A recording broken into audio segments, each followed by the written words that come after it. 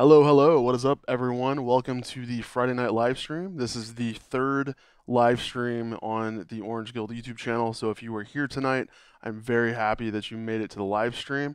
And if you're not, don't worry about it. We got one coming up every Friday at 7 p.m. Central Time. So you can go back and watch the old ones and hopefully come to the new ones. All right, so tonight is the first night you're going to be seeing me in the new studio. See some different things going on in the background. Got some cool things I'm putting up on the walls and still moving things around a little bit. But at some point, I'll throw up a video where I give you guys kind of a crib style tour of the studio when it's in a little bit better shape. And yeah, so things are going good. Moved in this week and wanted to talk a little bit about what happened last week on the live stream if you weren't here, so that we can kind of catch you guys up on what we're working on tonight and talk a little bit about where we are. So last week we were supposed to kind of focus a little bit more on the sculpting side of the hard surface objects in the scene that we've been doing on the past few live streams. But the problem was that I got a little bit off on a tangent and started talking about lighting, which is fine, totally cool. But I wanted to give the time to the topic that we had originally intended to talk about, which was sculpting hard surface models. So we did a little bit of sculpting and then spent quite a bit of time talking about lighting. So this week we're going to be talking a little bit more about hard surface sculpting, give you guys a chance to throw out some more questions, talk a little bit more with me about sculpting techniques if you guys are into that as far as modeling goes. And we're going to be focusing some more on the scene we've been working on in the past few live streams. So let me switch my screen over here to my desktop. And by the way, let me know if there's anything in the chat you guys want to ask about the scene that we're working on. Let me know if there's any technical problems, anything as we get going in here. And other than that, just sit back, enjoy the stream, and work alongside if you would like to. So tonight we got Lorian in the chat. Great to see her there. Yeah, I'm all pink. I'm trying to play with some colors in the background, some orange or something in the backdrop, with some different lighting setups and stuff like that to see if it's kind of more interesting to look at. Yeah, I did get sidetracked on lighting. So yeah, we're gonna focus on sculpting some more this week. So there's quite a few objects left to talk about, but basically what we did was we got in here and we talked a little bit about how to sculpt some of these objects, decimate them a little bit, and if you're not familiar with the scene I'm working on, it's basically doing a really quick and dirty 3D illustration for this project, and it's more of a conceptual 3D illustration, so I'm not focused so much on perfection, production side of cleaning things up. It's just to get the quickest thing to the final render as I can, because I'm not going to be animating or doing anything like that. So it's purely for trying to nail a visual look and then move on. So we're doing some quick and dirty sculpting and poly painting, and then everything else is basically being painted over in Photoshop, stuff like that. So let's look at kind of what we could do tonight. So I have some ideas for where we could go. Obviously, if you guys have anything that you'd like to see me work on in the chat, or if you guys have things that you can learn more from, let me know, and I will definitely take that into consideration as we get in here and start playing with things. So some of the hard surface stuff that we got going on here, it's basically all hard surface stuff. We've got chairs that need to be turned into something that looks way better than this. Same thing with all of these desks. This is a coffee table, this is a big couch. We got some tables over here that don't have chairs yet, need to be a little different than these. So a lot of stuff we could work on in terms of trying to get some more finished looking things in this room, because basically all we've done so far is kind of block this out. And then if you remember last week, I talked a little bit more about the lighting. So let me try to do a little quick preview render so you guys can see kind of what that looks like. And I'll let my graphics card warm up here for the first time as I turn this on. And yeah, how you guys doing tonight in the chat? I know we got Lorian here. Hopefully Sergey is going to be joining us. He was not on the mailing list from what I remember, and made to go back sure and added those people that didn't make it on the mailing list from the website ad. So got that finished, and hopefully some more people will be joining us now. But yeah, so this is basically kind of where we're at with the setup.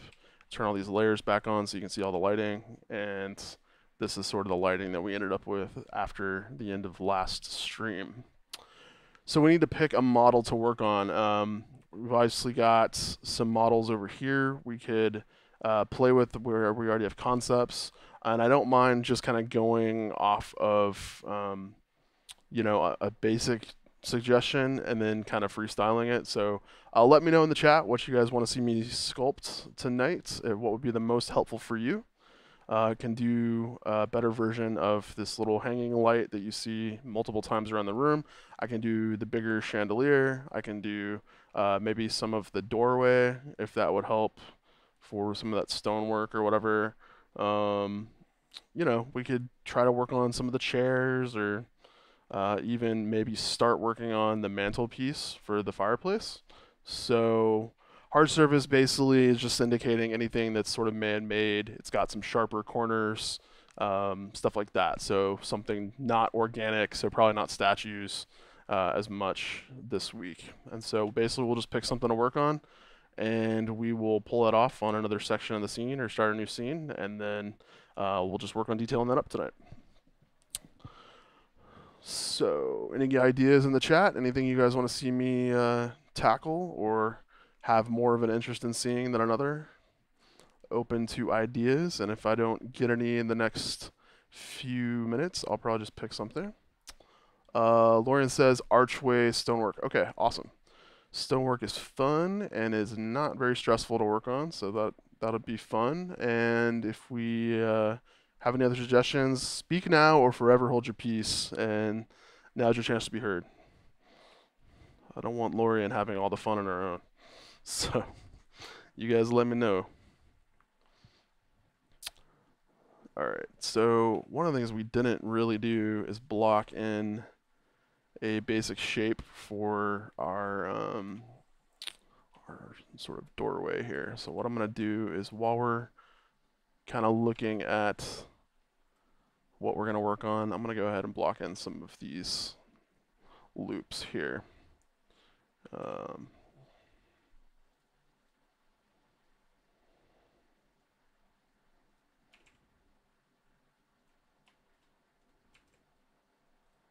Okay, I know Lorian has mentioned in the past wanting to see the screencast keys, so I'm going to turn those on. So those are down here in the lower left-hand corner if you need those, Lorian.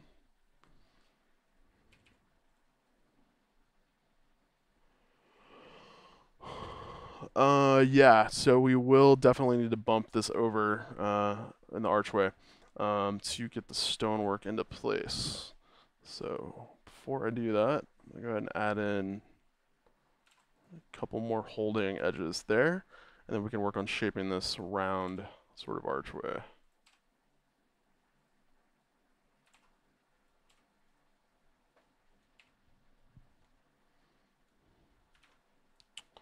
Okay, so I'm going to grab those, kind of move those up a little bit. Gonna want another loop right about there, and I don't want this to sort of unevenly be added where it sort of matches the curvature of that arch that's already there. So I'm gonna hit E while I'm still in the loop tool, which is gonna sort of evenly place it around the edge loop so it's a little bit more straight. I'll just throw that in kind of right there, and then we'll grab these two edges that are in the corners, and I'll just scale those in a little bit. Now I want to restrict this around the X and the Z axes, so I don't want these going backwards and forwards in the Y axis. So I'm going to hit S and then shift to Y.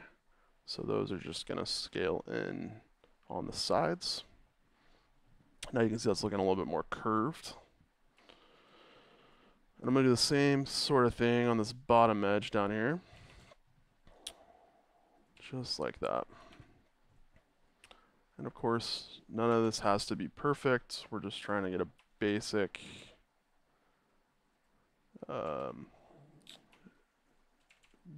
blocking in place for this. So I think that's probably okay.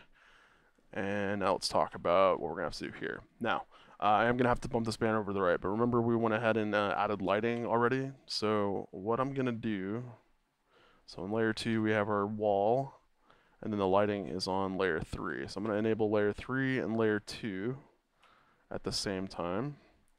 And then when I move this banner over, I want to move everything that's kind of in the same place over with it. So I want to grab the statue, the light, and this light as well. GX, and I'm going to bump this over just enough to where it's on the outside edge of whatever this is going to turn into on this side. So it needs to be a little bit less. Now, at this point, we're still really fluid, so we may decide, well, there needs to be even more room over here on the left side.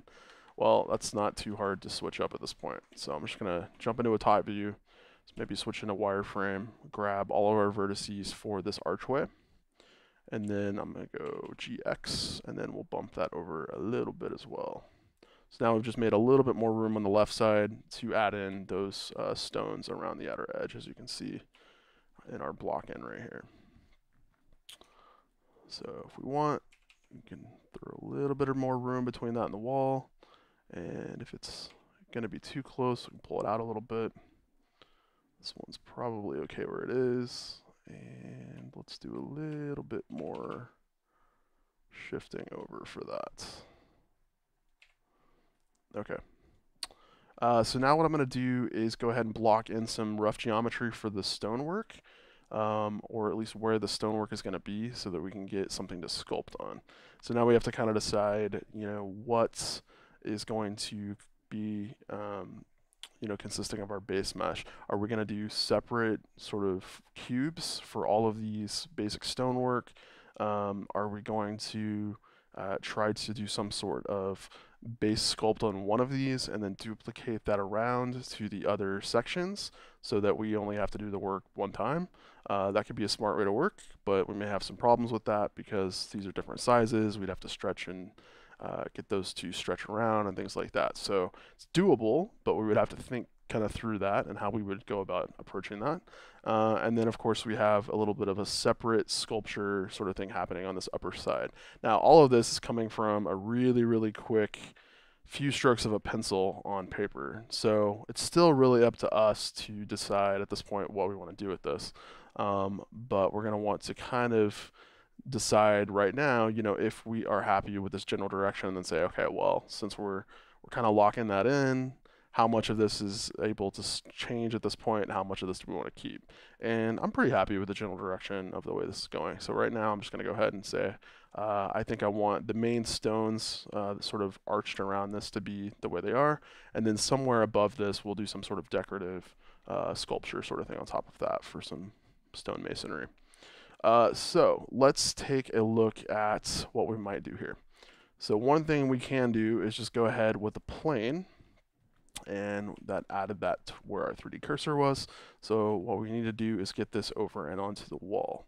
So one of the ways we can do this pretty quickly is if we jump over to our snapping tools down here, I can choose snap to face and then pick align rotation with the snapping target, which is basically going to allow this to stick to a surface. So if I hit G and then I hold Control, now when I start moving around the room, this will snap to the surface normal of whatever object that I'm hovering over in this scene, as you can see here.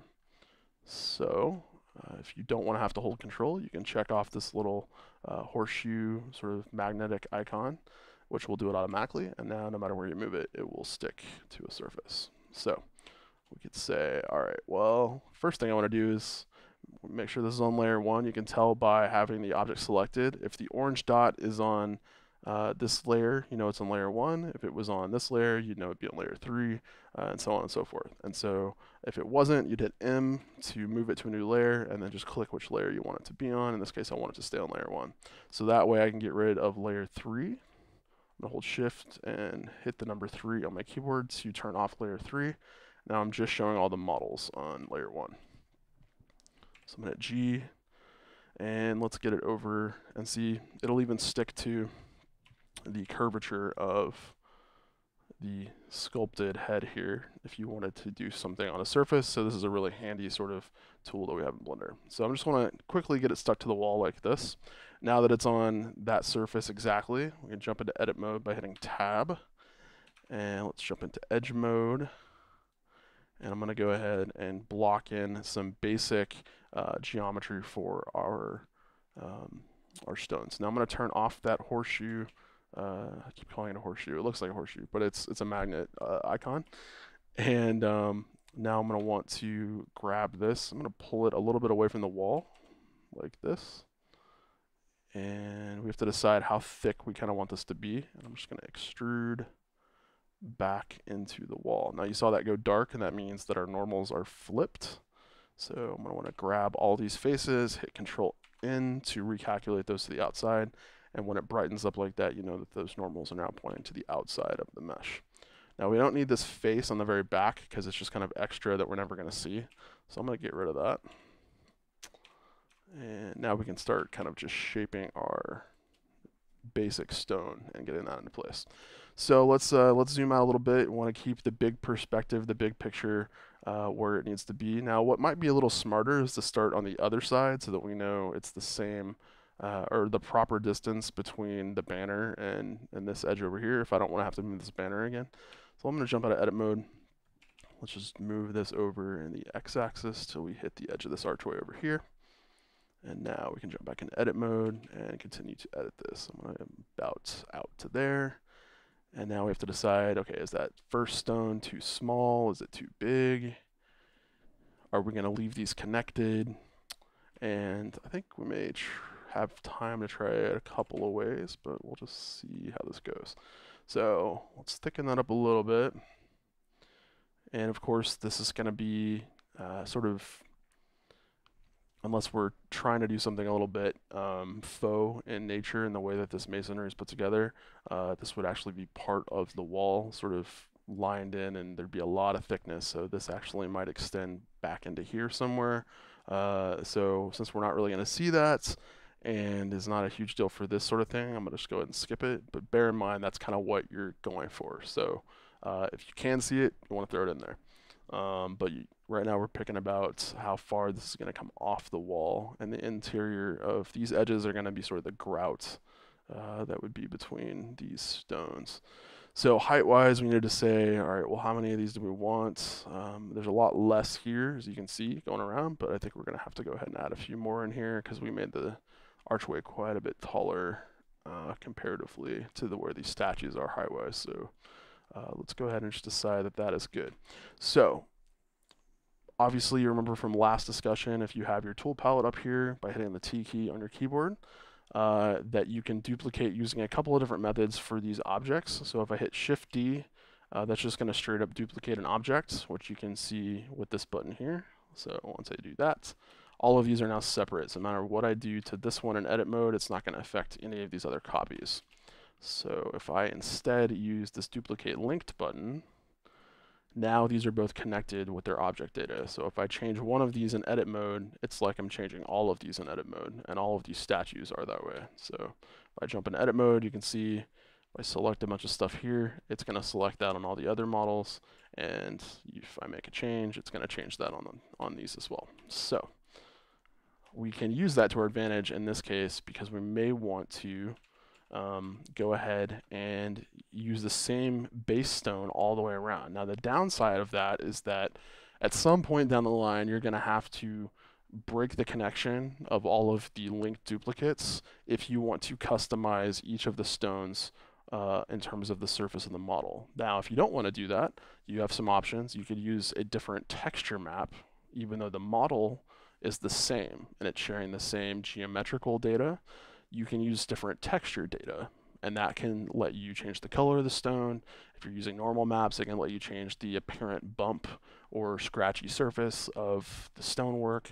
And so there are workarounds, but you just have to kind of decide as you're building which direction you want to go. The other method is, of course, to model the entire stone archway as one big piece, and then you can just sculpt on the whole thing all at one time.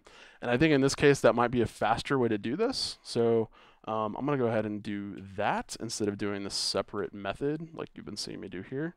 And now that we kind of know that's what we're going to do, let's go ahead and prep for that. So I want to save myself some time by only modeling half of this stone archway because it's identical from left to right.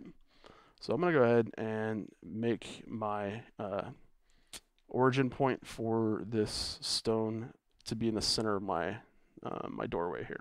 So to do that, I need to move my 3D cursor to the middle, And that's really easy to do if you already have something that sort of has a center point. So because we're basically going to want to drop the 3D cursor between right down the middle of this archway, I can just select 2 points on opposite sides, hit Shift S, and then I can say move my cursor to the selected points, and it will average the distance between those two, and then snap it to the middle there. And so now what I can do is say, all right, well, let's right click on our stone archway that we're building, and instead of having this orange origin point right here on this section of the model, I want to snap it to where the 3D cursor is right now. So if I hit Shift S again, I can say, actually not Shift S, I want to set my origin. So you can do that over here in this menu, or you can use Control Shift Alt and C, same menu. And you want to use move the origin to the 3D cursor, which will then move that point to here. So now when you select this model, it's going to show the selection point, which is the origin right down the middle here. So let's go ahead and start working on this. So Lauren says in the chats, you have to make them unlinked because of the archway at the top. So yeah, so the problem with that is you're right. There would be an issue if we tried to link all of those duplicates all the way around, and then we had to create something custom on top of all of that. So we would probably have to make that a separate model, and then decide at some point down the road, do we have to join those up? And if we do join those up, obviously those duplicates that we linked together, we're going to have to break that somehow, because you obviously can't join something that's not part of that duplicate system together with a different object. So yeah, that's correct. So here's what we're going to do now. Now that we move the origin to the middle of this archway, we can use our mirror modifier to help us speed this up. So let's jump in and grab a mirror modifier. And now you can see, because we repositioned that origin correctly, it's going to mirror this across the x-axis based on that origin point. And now whatever we model on the right side is going to be modeled also on the left side at the same time. And now all we really have to do is kind of work on this and get this modeled up. So I'm just going to extrude some faces up here, rotate these into the right place. And right now it's pretty easy because I'm just trying to match the basic position of the points that you see here around this arch, and that's giving me a guideline to go off of. So not too hard to follow there. And what's great about that is that if we go through and start to add in subsurf modifiers or anything like that, it should follow the curvature pretty much exactly if we curved both of these objects using the same subdiv modifier settings, because the points are in the same place. So let's extrude again, move it up to where it needs to be, rotate it so that it's kind of at the right curve angle there. And then I'm going to hit S, Shift Y so it doesn't move at all in terms of the depth. We're keeping it stuck on the wall. And one more time, all the way up to the middle. Now before I put these next to each other, I want to turn on clipping so that they will get stuck to the middle of our mirror axis here. And then once I get it close, I can just pull this all the way over to the middle. You can see that I can't go past it. And now because we turn clipping on, those are stuck and I can't even move them apart anymore. So we'll just move the bottom vertices where they need to be. We'll move the top vertices where they need to be. And then we can just make some subtle tweaks as we feel like we need to until this is in a better place. Okay, so there is our base mesh for our stonework. Now we can go ahead and add in this on top, but I think first thing we'll do is just go ahead and start working on this by itself. So I'm going to isolate this on a new layer. So let's move this to layer 4. And let's go ahead and talk about how we can get in here and start sculpting. So I'm going to jump into sculpt mode. Before we do that, let's go ahead and apply the mirror modifier, because I'm going to go ahead and use the symmetry options while we sculpt.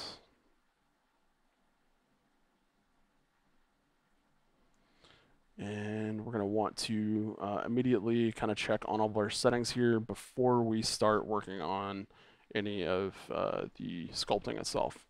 Lauren asks, can you still put the keystone in the tip of the arch? Yeah, so basically what we're going to need to do is obviously smooth these corners out a little bit more, which we'll work on, but we haven't really decided where these divisions are going to be yet. So if you want to kind of get that in place before you start sculpting, I would suggest going ahead and saving yourself some trouble before you start working on dynamic topology and all that by using your subsurf modifier. So we can go ahead and add in a subdivision surface modifier, turn up the subdivisions a couple of times, 2 or 3 times like this, and then take a look at what that's doing. So we've got some issues we're going to have to resolve here before we move on, and you can see just adding the subsurf by itself isn't going to fix everything. There's quite a few things we're going to need to do to make this work out perfectly. So let's go through these issues one by one and talk about how to resolve these. First thing I can see is that we've got some faceting going on, and that's because it's not set to smooth shading. So instead of clicking on flat, which is what it's at now, let's click on smooth, and that's going to try to smooth out all of the edges in terms of visually when it shows us in the viewport what that looks like. And now I can tell you, based on just looking at this, kind of what's going on as far as these issues. So we remembered to delete the back faces on the bottom section when we started to model this, but as we started to move up and extrude, it started adding back faces in here, and I didn't really know that. So since those are still there, those are still connected, and now it's trying to stretch those. So if I turn this modifier off, you can see kind of what that looks like from the original model. And all we really need to do with this is jump into edit mode, hit tab, let's jump into face mode, let's grab all of these back faces, and hit X, and just delete the faces. So that should fix the back problem, because we don't need those faces there. And you can see there's a lot of issues shading wise in the middle, and we got some pinching and stuff happening here.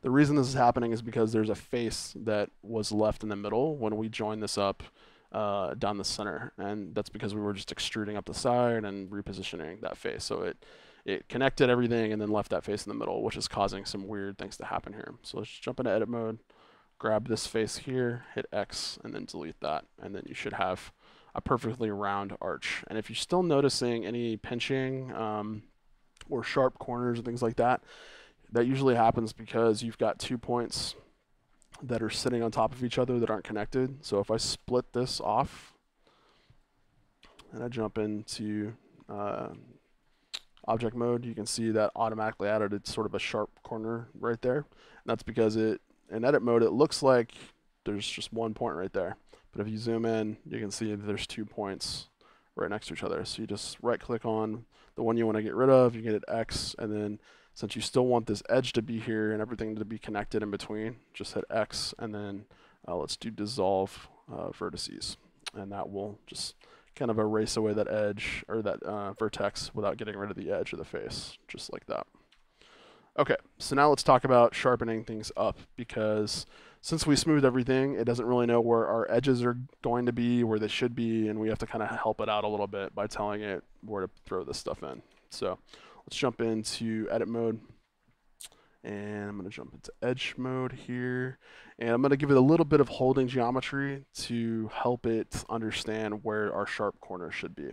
So we know we want a sharp corner on this outside edge right here. You can see that's curving it really, really smooth. So to make that happen, all we have to do is select all of these edges by holding Alt, Shift, and right click. And then this inside edge is the same way. On the outside of the stone, we want that to be a sharp edge, so Alt, Shift, right click. And those are all selected. And the only thing that we have to remember to do is go down to the bottom here and select this edge as well, and this edge as well, so that it's all one connected loop all the way around. And that's just going to make our geometry a little bit more clean when we do this. And now we can try to bevel this. So when we bevel, we can hit Control B for bevel on the keyboard. And as I start to move my mouse out, you can see that it's going to kind of bevel those edges for us. Now, if we wanted to, we can go ahead and scroll up on our mouse wheel, and that will add in edges on that bevel to make it even more smooth. But 2 is usually enough, 2 cuts there for that bevel. And once I accept that, you can see what that does. It gives us a pretty sharp corner right there for those stones. And you're not going to see that on the bottom edge, and that's because we have not added any holding geometry to keep this edge down here flat on the ground. And so what we have to do is we have to add in a loop cut on this side. We'll move that all the way down to the bottom here, and then we'll accept that. You can see the more I slide this down, the tighter that edge becomes. And if we want it stuck all the way to the ground, we might need to add another edge loop. Bring that even further down like this, and with 2 of those there, you can see we really have that squared off now. Another thing you can do instead of adding 2 like this on top of each other, which is kind of a weird way to do it, is to add another holding edge here on this side and another holding edge here on this side. So now we have sort of a square of holding edges here that's keeping these corners sharp for us. And you can see that was added on this side and this side because this is one continuous edge loop all the way around. So all we have to do over here is add in a loop, pull that down to the bottom, and now we have our little 3 cuts across, down, and depth-wise we have 1 as well that's holding that into place. Now if we jump back into object mode, you can see all those corners are pointy and sharp, just like they would be on stones. And they are sharp on the outside all the way around. Okay, so that is a good base for us to start sculpting on. So I'm going to go ahead and apply the subsurf modifier. And let's jump into edit mode and kind of see what's going on here. Jump into sculpt mode and kind of set up our settings here. So we know that symmetry needs to go across the x-axis. So under the symmetry here, you can see that we have mirror currently checked off on the x-axis, and we can test that by just grabbing our pen and kind of sculpting a little bit. So whatever happens on one side is going to happen on the other, and we can already see that that's working. So I'm going to undo that, but we know that that is what it needs to look like, so we're good. We can also turn on dynamic topology because we know we're going to want to subdivide this as we go. So I'm going to turn this down to about 6 pixels.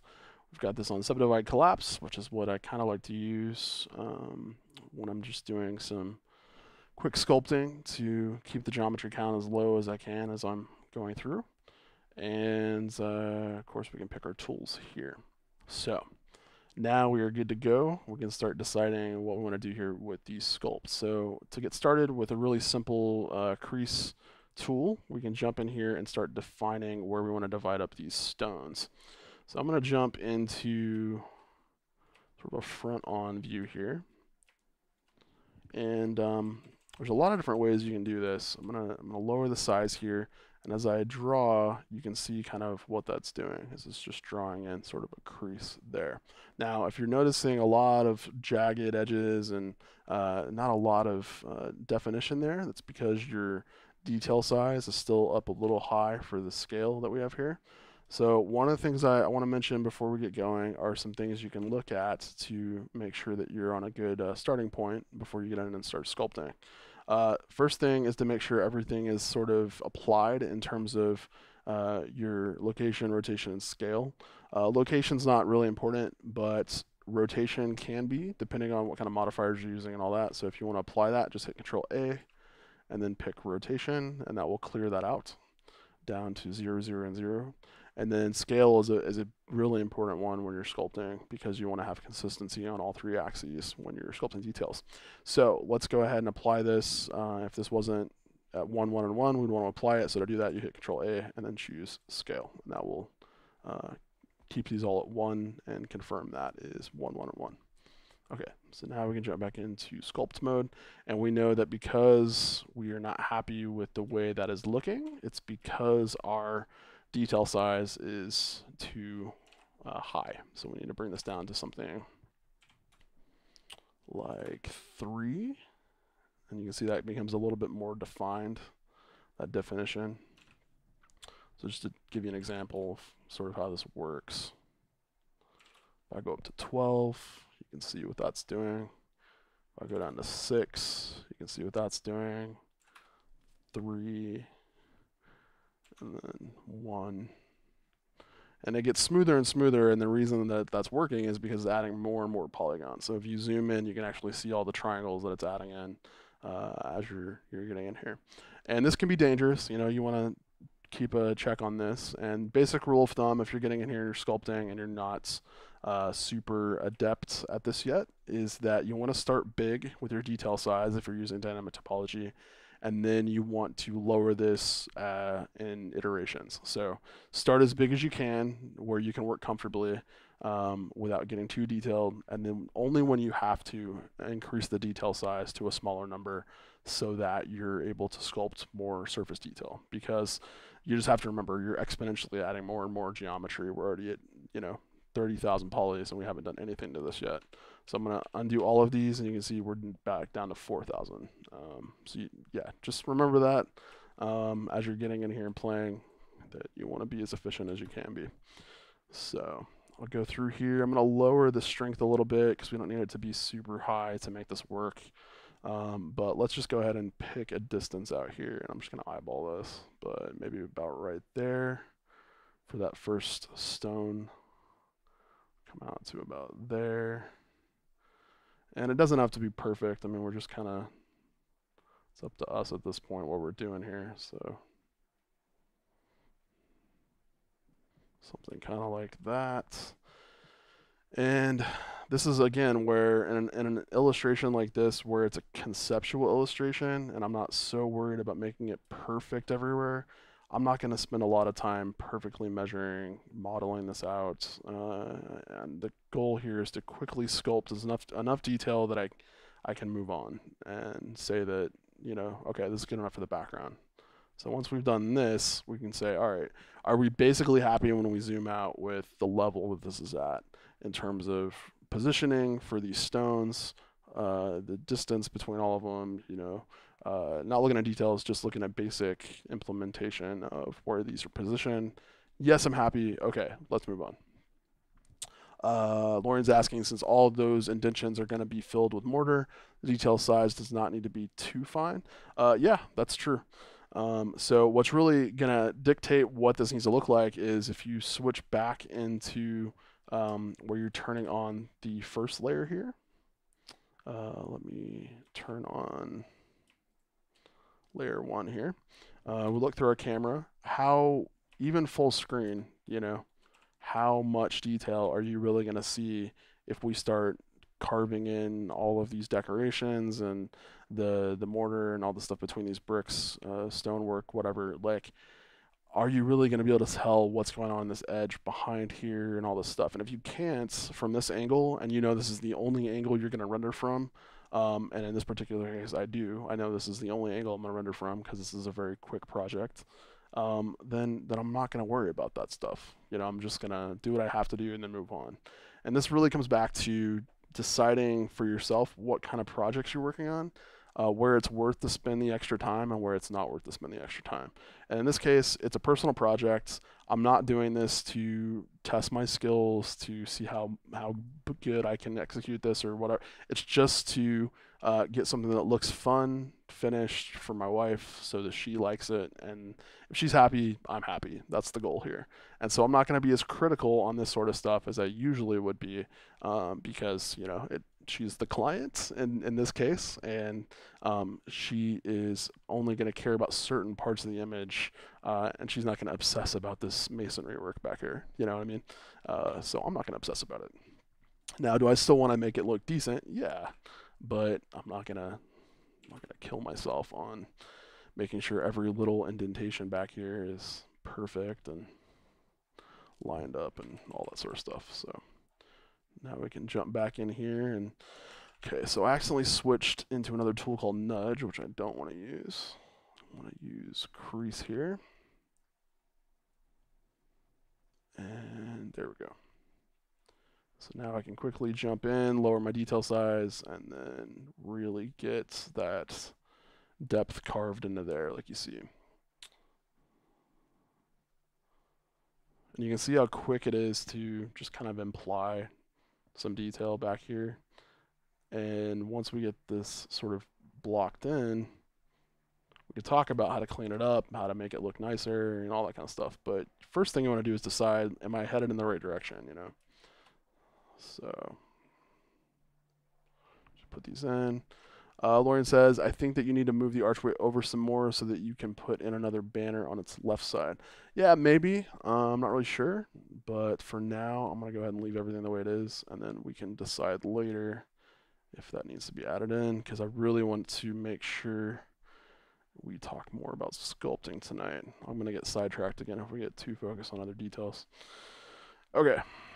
So those sort of mortar areas are kind of blocked in, and you can see it's not smooth. It still looks kind of gross, but that's kind of the beginning of getting that in place. Now, the other thing we want to do is kind of start deciding how much needs to be added for getting these kind of going all the way through. And since I think we're going to see a little bit of this edge, I'm going to go ahead and concern myself with this right now. So I'm just going to rotate under this a little bit. And then I'm going to pull this crease under so that you can see that cutting all the way down to the other side. Do the same thing over here. And we'll just continue down, and it doesn't take much to just kind of finish this off. So this will really add that separation in. And remember, like, if you're going to go ahead and go down the entire production pipeline with this asset or this model that you're creating, you're going to make this a real-time scene or whatever you're going to do, all of this stuff you're sculpting is going to turn into a texture map. It's going to turn into a normal map probably. So if you are kind of going through here and modeling something, and it's like, is this going to end up in the texture map? You know, sometimes it's not worth modeling. Sometimes you can fake it with painting it later in. Stuff like that. And so just bear that in mind. If it's on the surface, it's probably going to be part of the normal map. So you can get away with doing some of that in Substance or Photoshop or whatever you're going to use later on.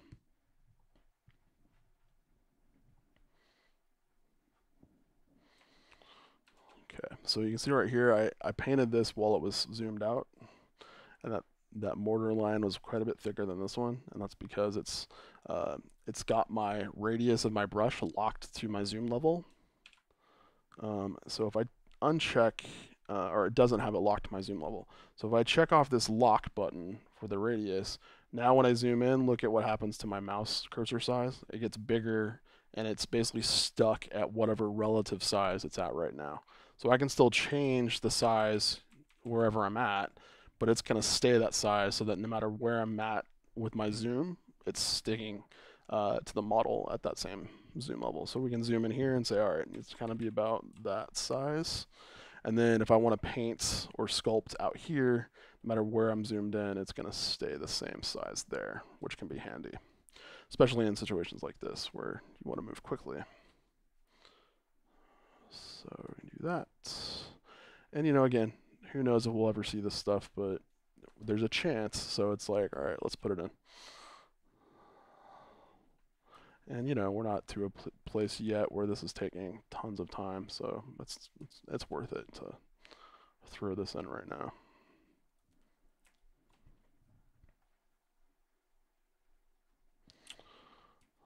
All right, so we're almost done with getting these basic grooves kind of blocked in, and then we can talk about kind of adding character to the stones.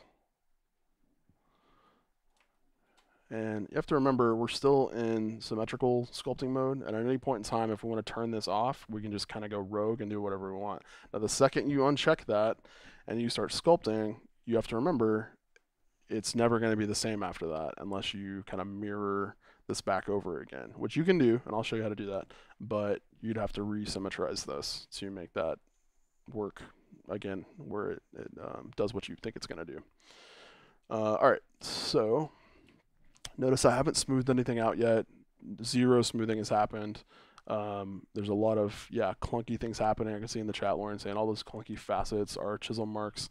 So this very well could be. And so that's a great way to kind of use this workflow to your advantage. If you think that looks good, don't smooth it. Leave it that way. And everything you do from here on in can just be added to that to make it look more and more rugged. Let's do that. So one of the things you're going to want to use a lot is this scrape peaks, which if you come from ZBrush would be like the trim dynamic tool. So if you grab this, basically any of these hard edges that you see that we modeled in, I'm going to go ahead and check off shade smooth because you can see all those little weird shading artifacts on this. I'm going to hit shade smooth there. That's just going to blend that together a little bit more for us. So we're really seeing where the problems are if we're getting some shading like this happening. And that just tells us we have to go in and add some more geometry, things like that. So basically trim dynamic, let's up the size a little bit here. On a sharper edge like this would flatten this out. So if you want to add in a little bit more, again, personal touches to these stones to make them look a little bit more weathered, which we're definitely going to want to do here to make them seem a little bit more old school, castle-y, and the way that they feel. You can just go through on these sharp corners and kind of flatten, chisel some of those back out like this. And again, the thing to remember here is that it's symmetrical. So whatever you do custom over here until you turn this button off is going to happen over here. So don't think that you're making some, you know, super amazing, scratchy custom thing over here, because it's going to duplicate that. Now to get rid of this, these are just polygons kind of going every which way. So I am going to smooth this by holding shift and then just kind of going back over this and just lightly kind of painting that. And that'll get rid of those little weird shading artifacts. Same thing here, hold shift and smooth, and there we go. And it'll probably work on this over here too. So hold shift and just kind of quickly subdivide some of this up here until we smooth this back out.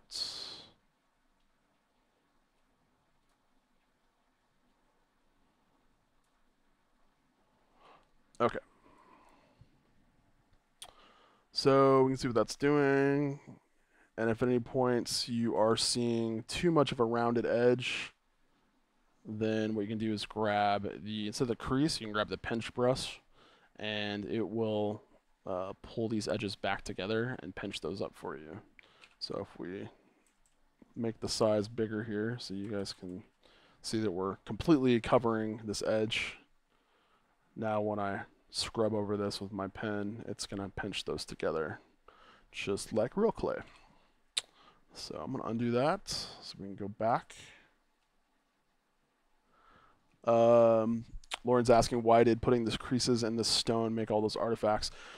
So it has to do with the poly count. If I switch into wireframe, you can see where we went back over and we grabbed our scrape peaks brush, and we were just tapping in here to add in more geometry. The more zoomed in I was based on my relative detail size here, the more polygons it was adding, and that was just making Blender understand how to shade these.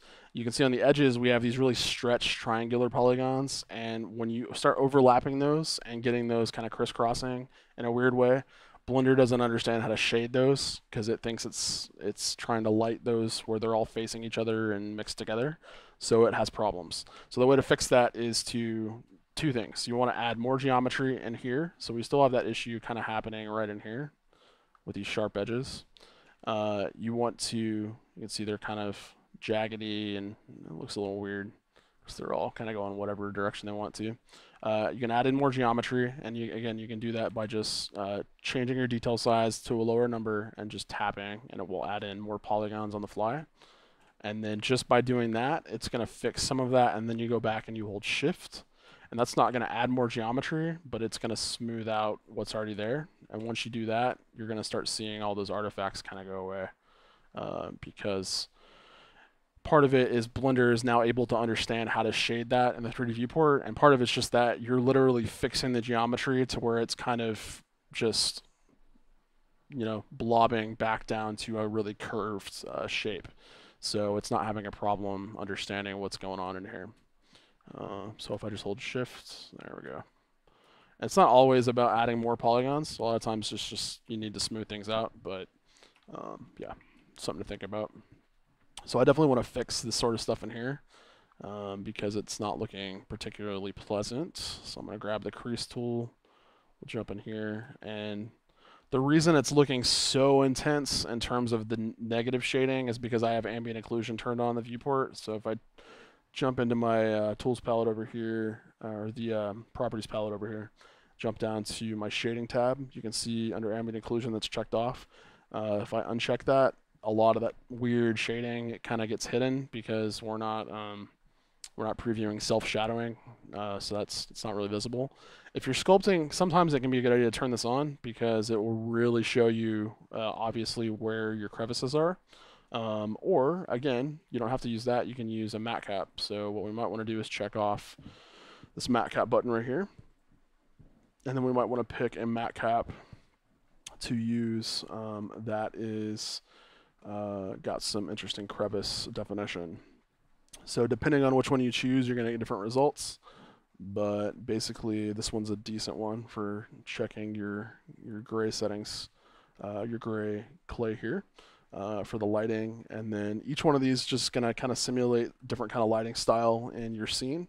And so you just want to cycle through here and pick one that works for what you're trying to sculpt. If you're super worried about surface details, pick something that has some shine to it so that you're able to see that reflection, because that'll really show off all of your indentations and bumps on the surface.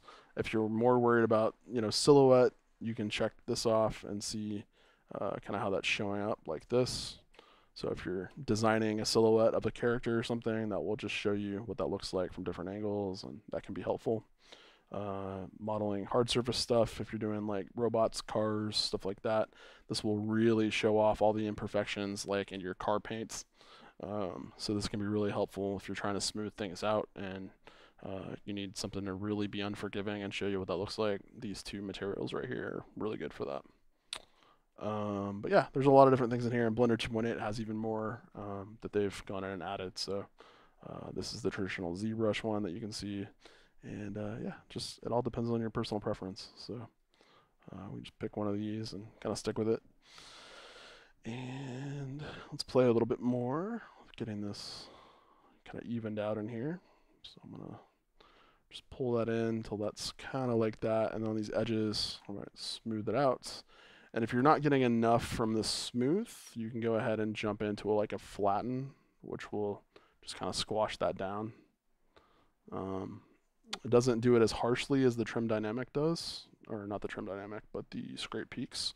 This one will actually add geometry to flatten, so it's pretty intense. But it can be really, really helpful for hard surface stuff because it literally sort of polishes the way that you would have something happen if you were chiseling something with clay or stone or something like that. So you can see those edges really kind of simulate what would happen if you were chiseling this with stone, because you would have to basically sand this down, round this off, sandblast this. I don't know what you would do. Definitely wouldn't have a sandblaster back in those days. So yeah. So scrape peaks would also be good down the center of this. So if you kind of go down the middle, you can flatten down this trench down the bottom here and follow it up with a little bit of smooth. If you want even more, you can go back to flatten and then really flatten that off. And this would help you sort of simulate that mortar sort of that's in between here. If you really want to kind of show that off, we can go ahead and bulge that out a little bit. So once we have this sort of here, you can jump into inflate, and then you can pull this center part out a little bit more. So it looks like it's sort of squeezed out of that crack that you see down there. And this is sort of how you would do traditional brick sculpting.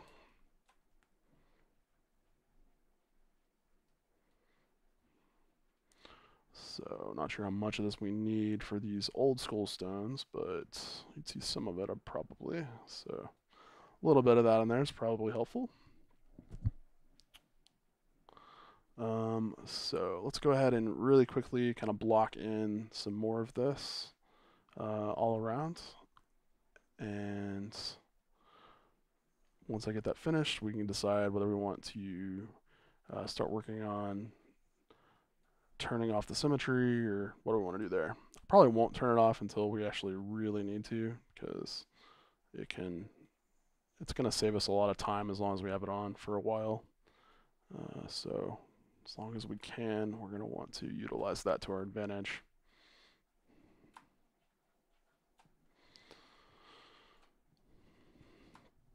Okay, so really quickly, just smoothing down. Scrape peaks a little bit here.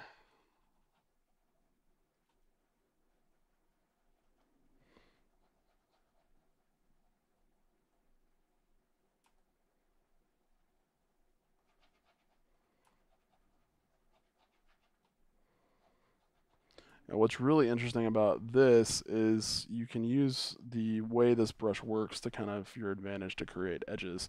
So if you scrape a peak on one side of a 3D mesh and then you scrape a peak next to that on the other side, you can kind of create sort of a sharper edge down the middle. And that's kind of an interesting effect this tool will have depending on how you want to use it.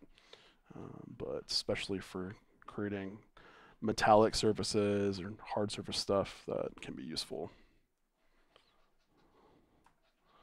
I like the one in ZBrush a lot more in terms of the way it works, because I think it's a little bit more responsive, but this one works decently in Blender too.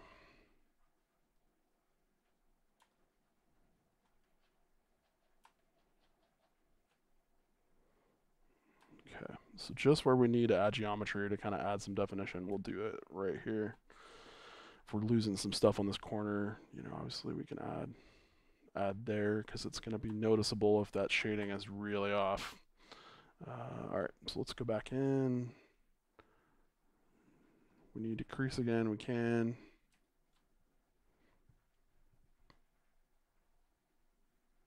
If you want these to be really, really straight, you can go ahead and turn on your lazy smooth stroke here.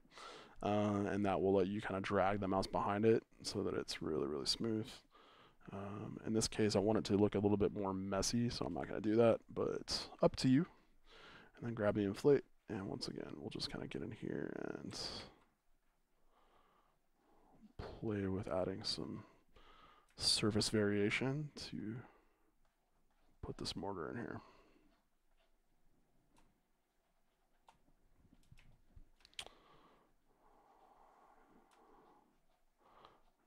And you want to be thinking at this point of the sculpting process, how much do I want to define with surface level detail in terms of height information, and how much do I want to define with differentiation with the color of the texture or the reflectivity of the surface. All of those different factors play into how this material reads. And changing one thing like the reflectivity or the roughness value can make this material look wet or dry, and all it takes is that. It's not necessarily always down to the color or the bump. A lot of times it's a combination of factors that really make this seem legitimate. Lauren says the mortar technique looks good, believable. Yeah, this is working out pretty well tonight, so glad this is going good. I always like doing stones. They're not super intimidating. If you're just getting started sculpting, they're a good first thing to kind of practice on, because they can be rough and ragged, and no one's really gonna call you out for not having everything perfect. The more variation, weird, scratchy things you put in there, the better they look. So, yeah, it's a fun first sort of thing to get in here and play with. And you can decide for yourself at this stage, how weathered all this stuff needs to look and all that kind of stuff. Let's say Miguel, glad to see you in the chat, buddy. Thanks for the compliment. Let me know if you want to talk about something, what you're working on, whatever, and we will chat. Okay. So yeah, as you can see, the more I start painting on this, or sorry, sculpting on this, we're getting weird popping facets sort of happening over here, and that's just because, again, in the wireframe view, you can see there's no geometry over here to support that kind of shading, so it's adding polys as I start to sculpt this direction, and it's having to just kind of on the fly try to figure out what that's supposed to look like, and that's why it's having trouble. So if you see this happening, just go over it real quick with the dynamic topology on until it adds some more geometry, and then just go back and hold shift and smooth, and you can smooth all that out to where it's not going to be a problem. And that's just one of the weird little things that happens with this workflow. So you just got to decide for yourself kind of what you're going to do about that. If you're going fast and dirty, kind of like what we're doing tonight, you don't really have to worry about it because you're probably going to cover it up at some point again anyways. But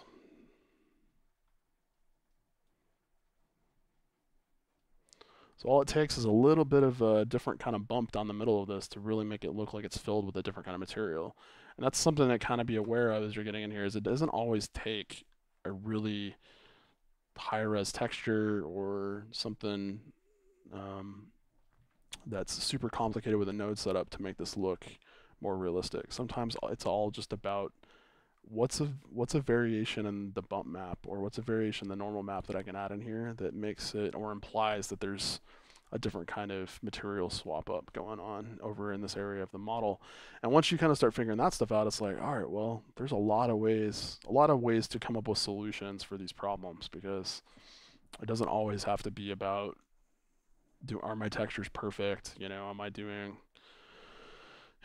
the best kind of things in substance, or whatever. Sometimes it can just be about all right, well, let's put a creative limitation on whatever we're doing. Like, can we just accomplish that material change on this model between 2 or 3 different materials by just creating different variations in the bump on the surface detail?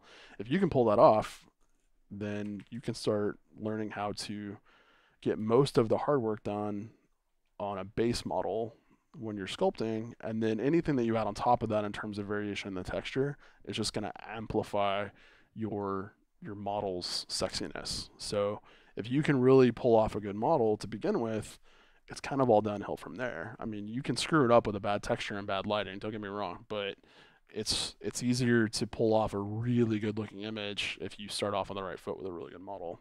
And that goes from high res down to low res as well. If you create a really good high res model, but their low res is really bad, you've wasted a lot of time. So you're going to want to pay attention to that. And I'm still very much learning that about trying to go more low res with some recent stuff, and trying to get into some more real time rendering for Eevee and stuff like that. Is like, that whole production process can be really unforgiving if you don't know how to optimize stuff. So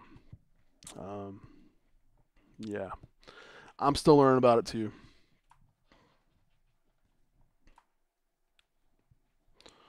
Okay, I'm gonna try to speed up a little bit so we can blow through some more fun stuff on these stones tonight instead of just hearing me jabber on about the same stuff. And so I'm gonna shut up for a minute and try to speed up a little bit here.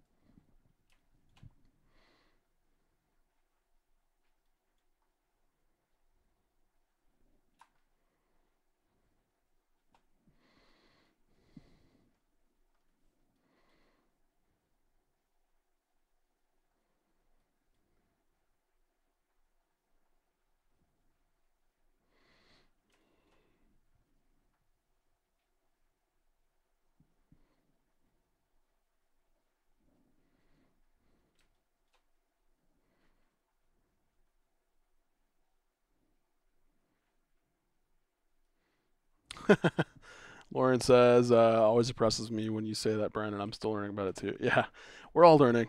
No experts here. Doesn't matter how many years. It's always just about what's right around the corner. Only as good as your latest render, I guess. Sort of.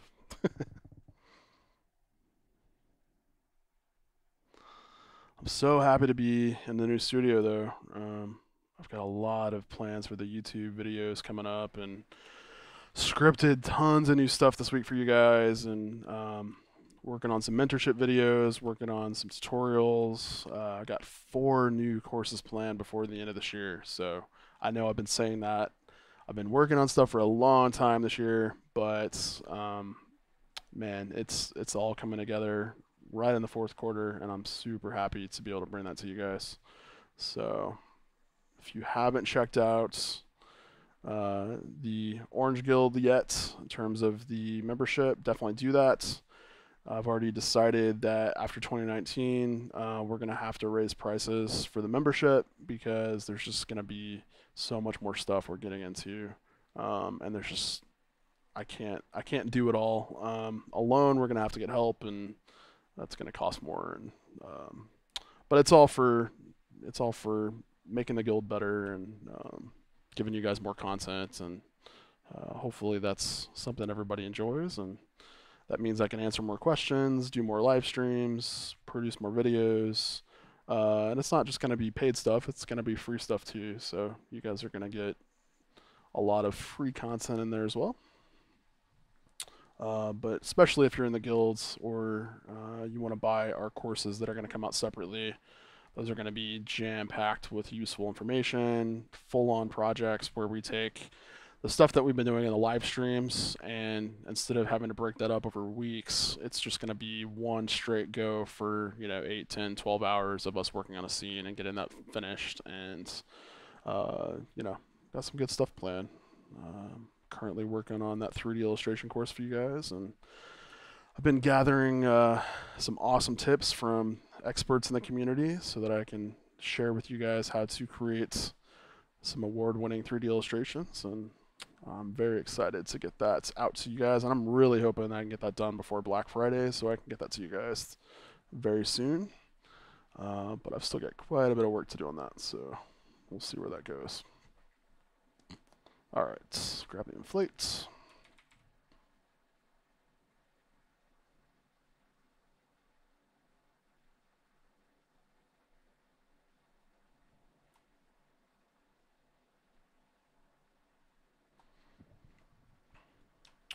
So this is where we talked a little bit about differentiating the detail, and what a good tip to kind of make that just kind of instantly work on your models is think about it in terms of proximity with one detail next to another detail. So if I have a bunch of stuff stacked right next to each other, and we got a bunch of flat areas on these stones that are really smooth, then I come in here and I put a bunch of jagged, bumpy, porous sort of stuff on this mortar. That instantly tells the viewer, okay, that's not the same material because there's a contrast there in detail, and that by itself will indicate that something else is going on there. So it isn't just about edge to edge breakup, it's also about proximity of detail, types of detail one next to another, and also size, detail size. So if you have just a bunch of edges sort of bunched up next to each other like we have here, and then you all of a sudden go in and start adding in you spray a bunch of dots or porous holes in the middle of this section, it automatically looks like, oh, okay, well maybe that's concrete in there or something, because concrete typically has some, on rough concrete you've got some sort of porous hole type of material happening with that. So okay, so spent a little bit too much time on this area. You want to zoom out and speed up. Still learning that. Okay, we got some weird things happening in here. Quickly jump into wireframe mode, see if we can tell what's happening. Probably not much to worry about. So what I'm going to do is grab the flatten tool. Let's up the size a bit here, hold shift, and then just run over this real quick to flatten this back down, smooth it out, and see if we can get rid of some of that weird shading that's happening there. And that's all it really takes.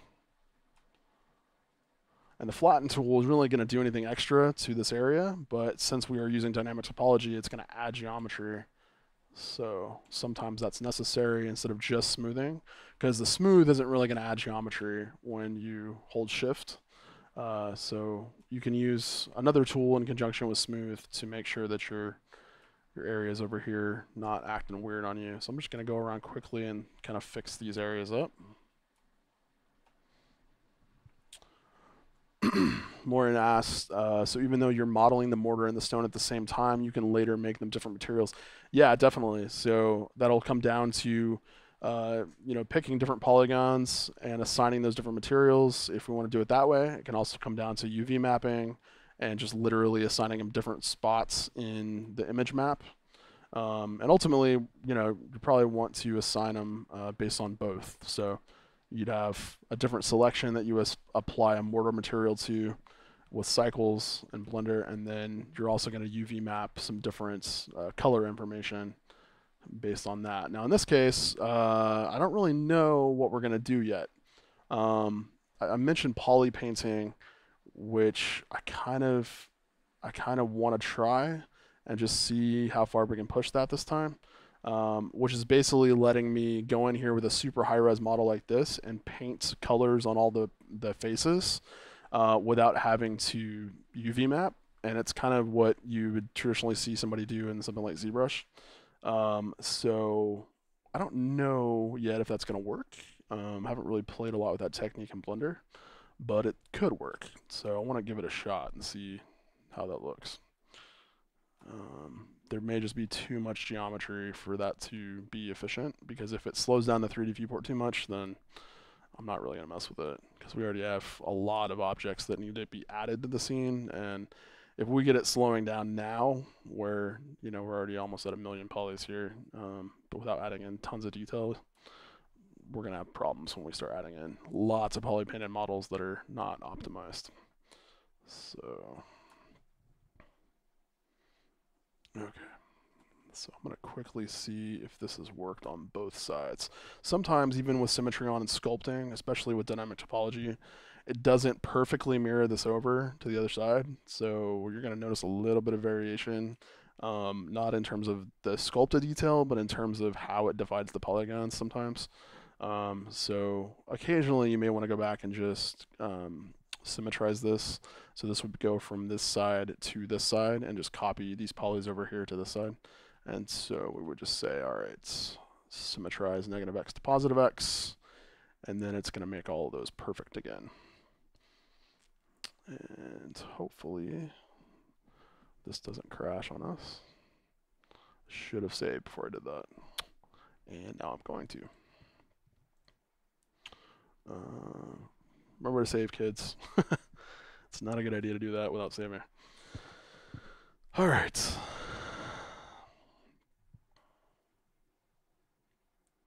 Yeah, so flatten basically is just going to squash the polygons.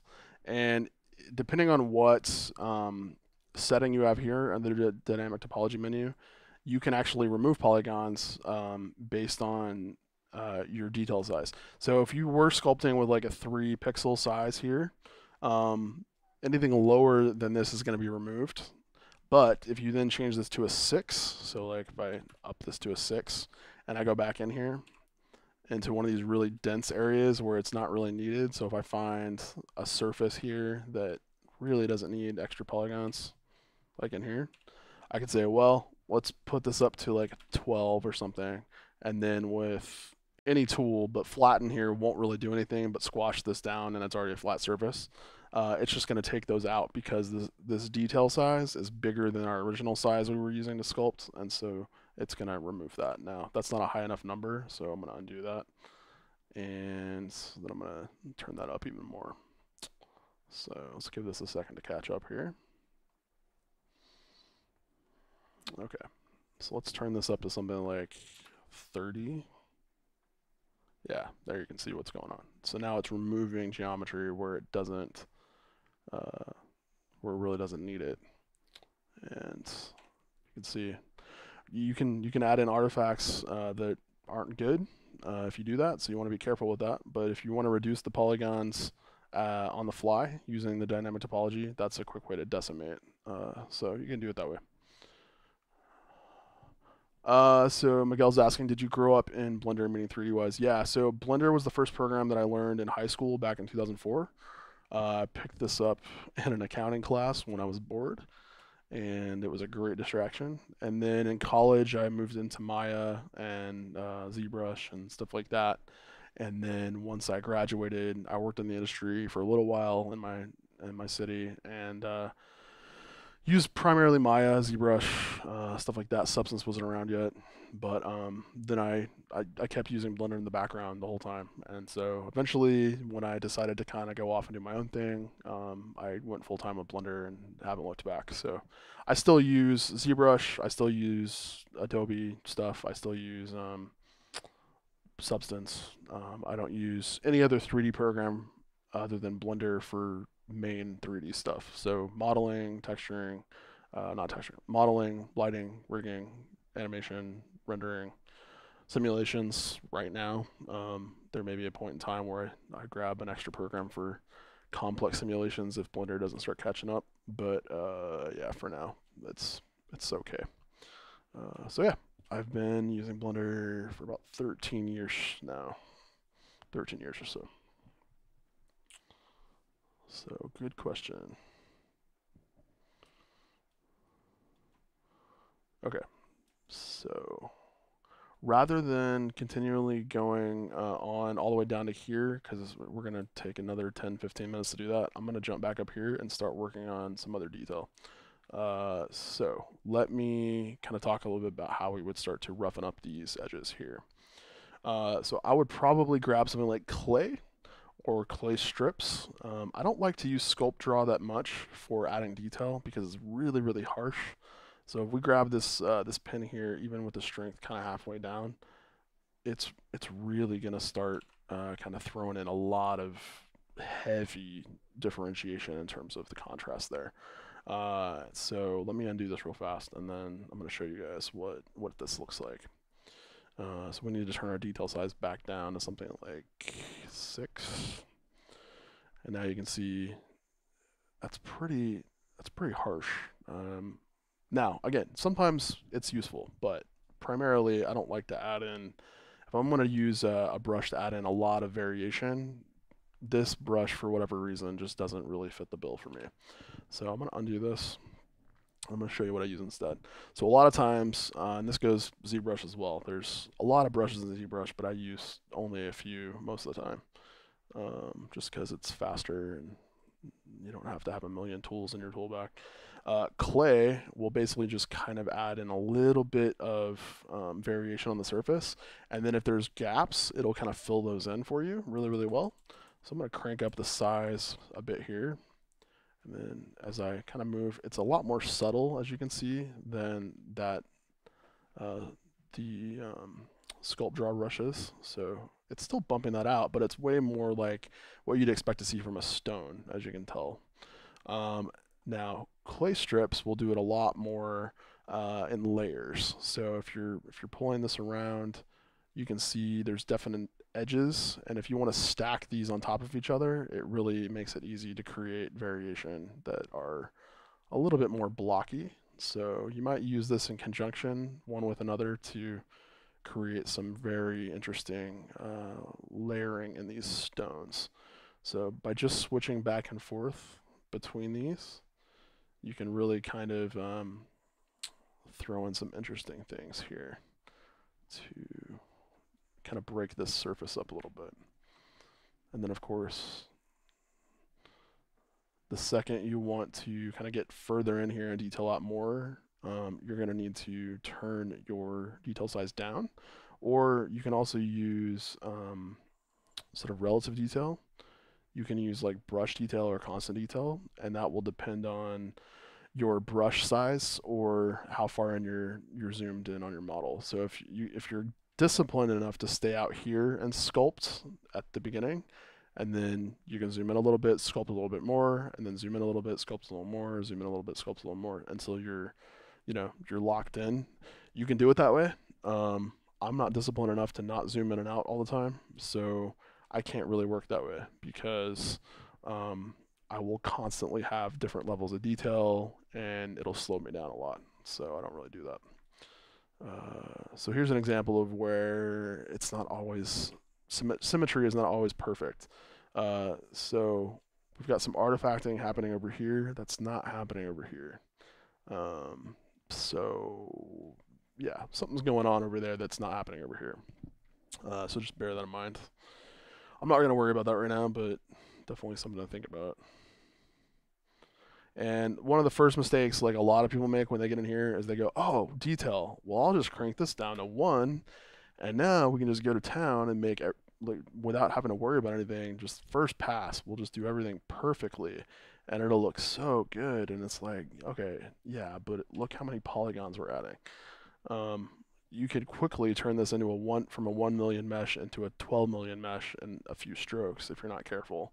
And, I've got, I don't know, 32 gigs of RAM, but like, that's a decent size of RAM, but you'd need 128 or so if you want to sculpt that way without any consequences. And even then, you can break your system where it'll crash. So you gotta be careful with that sort of stuff.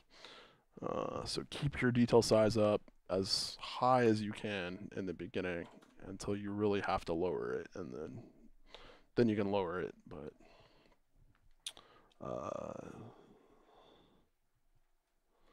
so play a little bit here with breaking these edges up. Real quick pass with the smooth. We'll kind of fix those shading artifacts. I'm going to do it over here. So because this one's definitely symmetrical right down the center, we're going to want to break symmetry at some point and kind of mix that up. For the rest of these, if you zoom out and you still see major differentiation in these stones that's symmetrical from one side to another, you're going to want to break that up too, because that's going to be real obvious in the render that this is CG. And most of the time we don't want it to look CG, we want it to look realistic. Okay, so let's just really quickly get in here, up our brush size, something like that, and then we'll stay zoomed out and we'll just quickly kind of break up these surfaces. I'm not really going to worry too much about what's going on in terms of edges and all that. I'm not going to go crazy, I'm not going to break a bunch of stuff, but I want to make sure that I get a little bit of height variation on all of these stones. And if you're disciplined enough to stay zoomed out and do this quickly before you zoom in, it's going to look a lot more organic. It's going to look a lot better, and you'll move a lot faster through these stages to the final version of your model, because it's a lot faster to block things in and get them to a sort of a refined level, and then only zoom in when you have to, sort of like the detail settings. You only turn those down when you need to. So I'm smoothing that, and just that quick, we have a lot of variation in our stones here. Okay, now depending on how close you are to the camera, that might be enough to get some stuff going. I want to go a little bit more detailed than that, just to showcase kind of how I would treat these stones a little bit. But you can see we haven't used any alphas, any custom textures, nothing like that. This is all just hand sculpting in Blender. So at this point, we might decide, all right, well, we need to kind of turn symmetry off and work on some stuff. Before I do that, I'm going to fix this little area right here where we accidentally erased out some of the mortar. And so I want to throw that back in there real quick. So I'm going to grab my crease brush, quickly kind of scrape this back in over here. And I'm going to turn that down a little bit. Okay. Hold shift and get rid of all this stuff.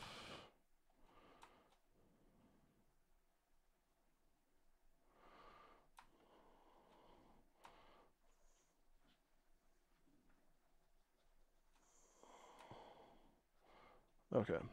And then before we wrap up the sort of detailing phase of the stone section, I want to show you guys how to add in some sort of high frequency details on the surface of these so that we can get them looking pretty decent.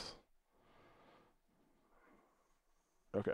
Now a lot of the stuff that's already in here, you don't want to get rid of because it's adding some character to all this stone. So you don't want to make it perfect. The only thing you really want to fix at this point are shading artifacts.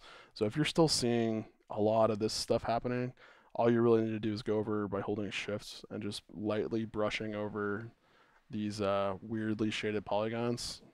And again, you're going to get a lot more of that on these edges where they've rounded off or reduced polys when you were sculpting. So I wouldn't worry too much about that unless you just hate the way that looks. So I'm always super concerned about these really black shading artifacts that I'm seeing here. The rest of it we can fix as we go. Okay, so let's say we're decently happy with the way that's looking. And let's get back up here and start working on this. So I'm going to turn off my X mirror, my symmetry lock here, and now everything is going to be separated from left to right. So I'm just free sculpting at this point. So I'm going to save one more time, and it would be a good idea probably to duplicate this off if you were worried about losing your original, saving a different copy, whatever. I'm not super worried about that right now, so I'm not going to save a different one. I am going to save, but I'm not going to save a different copy of it because I'm confident with what we're doing. So let's talk about what we would do now. So one of the first things to do is obviously if you're ready to zoom in, ready to add in those really final details on your model, there's sort of the final big feature pass, which is what we're going to do right now. And that's where we would lower this down to the smallest level we would go. In this case, it might be 1 pixel lower, like a 2 or a 1. Again, you want to be careful with this. You don't have to add this much detail all the time. It really just depends on your model. So you want to pay attention to what's needed and what's not needed, and don't go overboard if you don't have to. But so you can see that's definitely not symmetrical.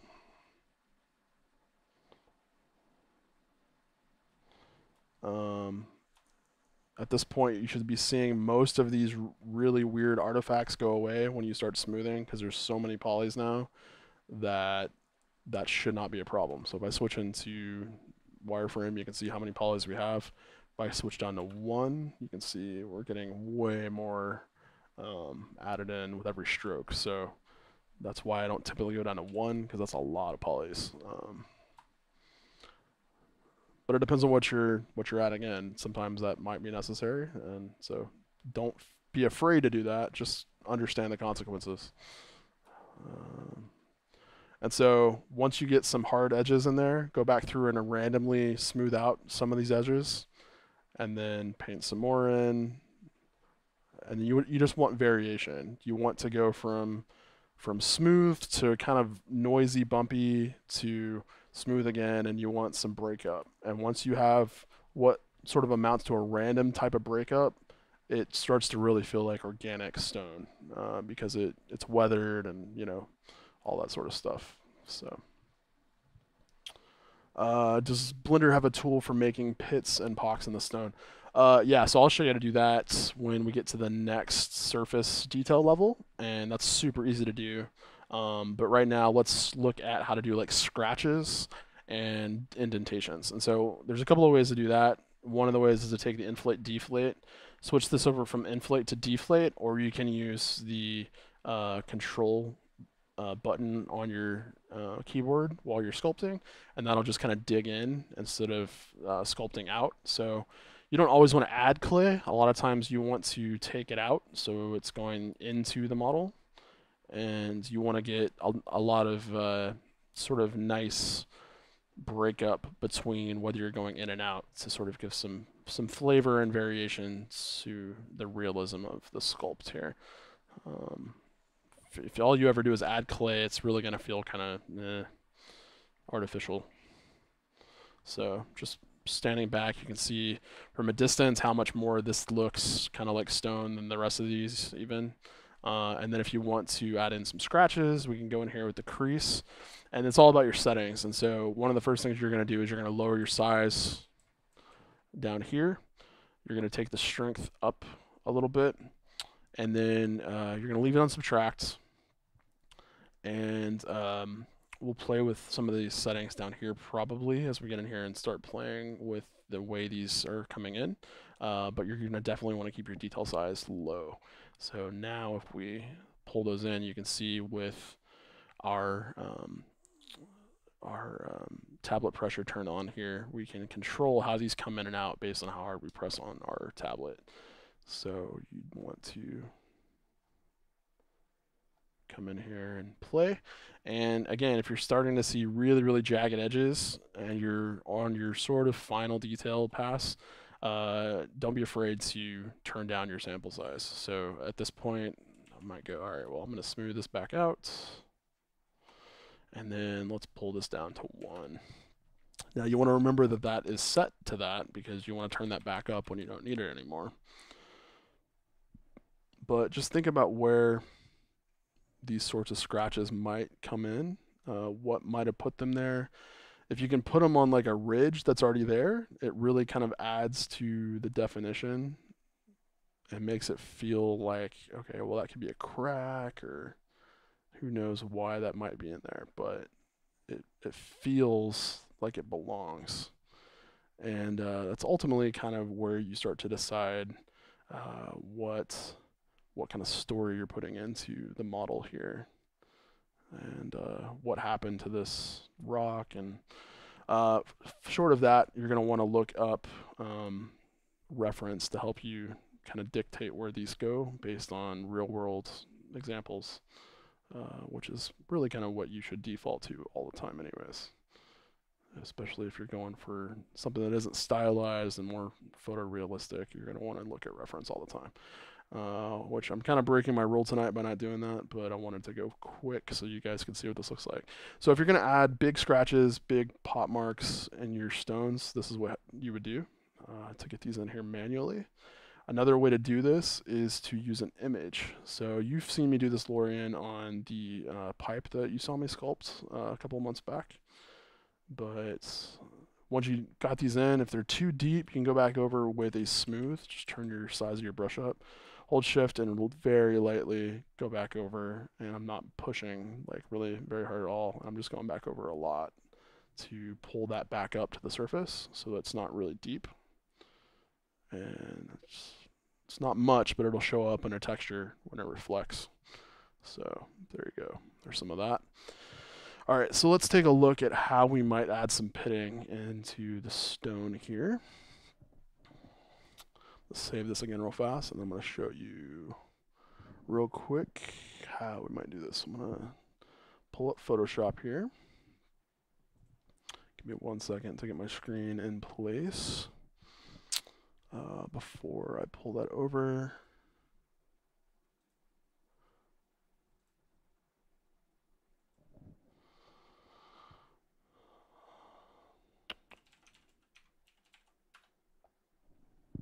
Okay. All right, so I'm in Photoshop. I created a new image that was 256 by 256, just on a white background. What I'm going to do is go ahead and invert this so that it's on black with Control I. And then I'm going to quickly come in and sort of paint some of those indentations, porous things, and all that kind of stuff in here. So I'm going to grab one of my brushes here. We can even use a brush that already has that, like this one here. And then we can just make this big and just switch over to a white color and then just throw that in on the background like that. Yeah, so that's right. We're going to make a pattern of the pitting in Photoshop. And this is just because Blender doesn't come bundled with some of these on its own. So you got to kind of either download them or you got to make your own. But you know, it's not hard to do. And I'll actually just go ahead and show you how to do it in Blender too. So this is kind of how you do it in Photoshop. Just paint your own little map here. If you don't have Photoshop, you can do this in Blender. It's not as easy because the painting tools aren't as good, but it's possible. So let's switch over to the image editor. And we're going to create a new image. I'm just going to say 256 pixels by 256 pixels. I'm going to call this pores alpha, so I know what it's supposed to be in the list of all the other images in case we have those. And I'm going to uncheck alpha because we don't need that. And yeah, all this is fine. So we hit OK. Okay. So this is going to give me a blank image. To start painting on this, I need to switch this from view to paint mode. And then if I pull up my tool palette over here by hitting T on the keyboard or by clicking on this little plus sign and pulling that out, you can see our paintbrush stuff here. So I'm going to hit Shift Spacebar to make this full screen. And now we can paint a little texture here. So you can grab any of these preset brushes to draw. So you got brush default here. We could switch this to a white color, and then we can jump in and just kind of start painting. Now you've got options for painting with textures and all this fancy stuff, but in our case, we just want to quickly get something done. So I'm just going to go ahead and kind of get in here and quickly paint. So if you zoom in, you can really get in here and pixel by pixel paint what you want. If you want to see this one-to-one in terms of the actual size of the texture, just hit 1 on your numpad, and that'll bring it back down to a 1-to-1 size. So this is our actual size of our texture here. And remember, we just want to kind of paint in some random stuff that can be pores on our surface for our stone and stuff like that. So the big thing is kind of stay away from the edges, because if you paint something on the edge, it's going to not really tile easily when you're scrubbing with your sculpt brush. So stay towards the middle primarily. I like to keep most of the detail in terms of size and intensity kind of towards the middle, and then fade that out towards the edges so it gets lighter and lighter. And again, that just makes it easier to stack these strokes up on top of each other when you're creating this kind of stuff. So we can start with something kind of like this, and then what you can do is go back with a black color and then just kind of randomize these shapes a little bit so they're not all just circles and stuff like that. So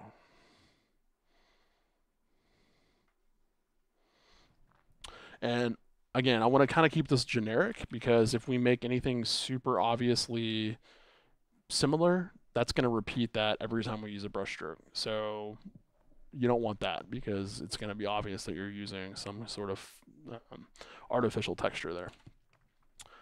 So you can put, bold stuff in here, but you want to vary it up enough that it's kind of random. Miguel says, though I have Photoshop, you can also use Crudo, which is very good. Yes, it's very good. And if you want another program you can try, you can also try out GIMP, which is a little older, but it works for this sort of stuff as well. I use Photoshop because I'm used to it. I've used it forever, and it's easy for me at this point because I've learned how to paint with it. But it doesn't really matter what you use. It's all the same basic stuff. Okay, so you can spend as much time as you want to making this perfect, but in my case, we just need to kind of get this done and move on. Krita is a free painting app that you can download and use, just like Blender. So I would recommend trying it out because it's very, very good. All right, so now you don't need to save this necessarily, but I'm gonna go ahead and save because who knows what's gonna happen. So I'm gonna save a black and white 8-bit. Let's just save a PNG and call it Pores Alpha, the way we labeled it in here. And then let's jump back over here to our 3D viewport and pull up this texture. So the way this works is basically you pick any brush you want, but in this case, I'm gonna use the Sculpt Draw because it's easiest to make sweeping changes with. We're gonna turn the strength down quite a bit just to start off with as a general setting, and then we're gonna want to open up this little texture tab here. Now, if you've already created the texture in Blender, you can just open this up and you can add a new texture here, and then you're gonna want to pull in that image that we just created. And so once we have that, we're gonna need to jump over and pull that up in our menu over here. So I'm gonna close our paint palette over here, or UV editor. And then to get this loaded into this texture slot, we're gonna need to jump over to this little texture icon right here, this little texture menu. You can see that it has the texture highlighted that we just created. and then we're going to want to open this little image menu that we have here, and all of the other images that I'm already using are going to be listed in here. So we're going to want to search for the one that we just painted, which is going to be Pores Alpha. Hit enter to get that pulled in, and now you're going to see this pop up over here in our paint palette. Now, if you didn't have the one in Blender created and you want to load an image, all you have to do is jump over here, same menu, and then you just click on load and then pull in your Pores Alpha PNG there, and that'll load that right up for you. So I don't think there's any settings we really need to change here to begin with right off the bat. I'm going to turn off use alpha because we don't need any alpha information. And then over here, we can kind of tweak this and play with it as we go. So right off the bat, I'm going to want to subtract from the mesh when we are using this. I don't want to add pores. I want to subtract. I want to dig into this clay. And then we can look at some of these other settings in terms of how this is applied. So let's just kind of take this right off the bat, see what happens, and then we'll tweak things as we need to. So we've got the size here. I'm going to turn this up a little bit because we're going to remember whatever's in this circle is basically going to be everything in this one stroke. And we can decide where our detail size is. And 1 is probably a good thing to start off with because remember, we're doing super high res detail here. So I'm going to zoom in a little bit and just kind of pull across and see what happens. So not too bad starting off. Hope you guys can see that. It's pretty subtle. You can see where that's coming in on the mesh there. Not exactly what I want, so I'm going to undo that.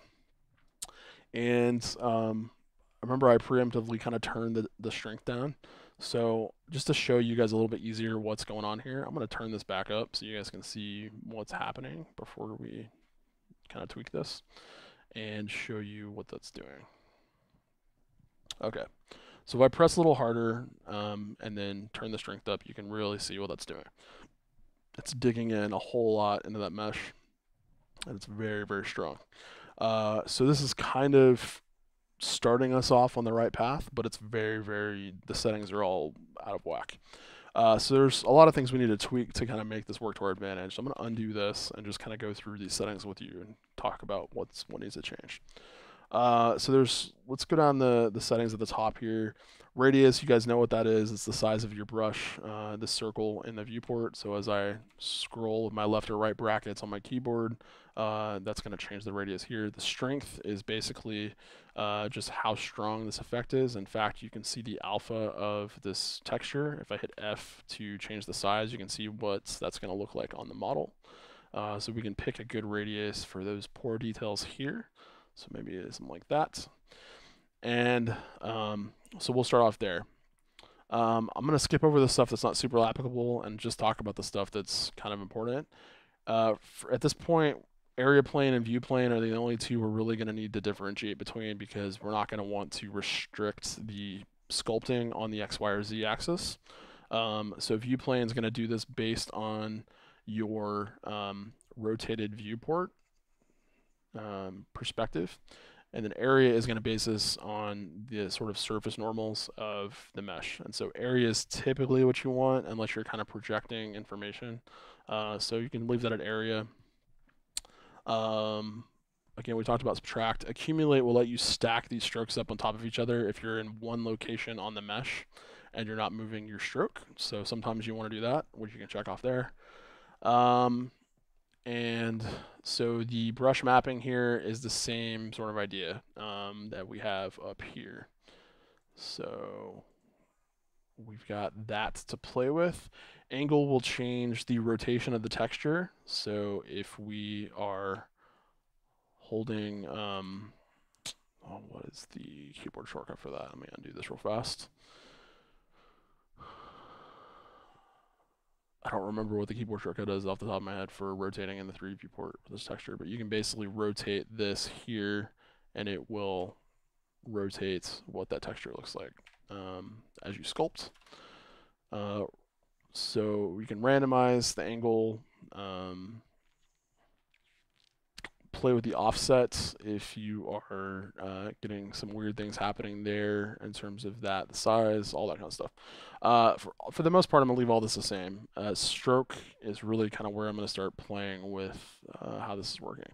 So stroke method's important. Basically, this is going to decide how this stroke gets thrown onto the sculpt. So typically, you're going to see this set to space.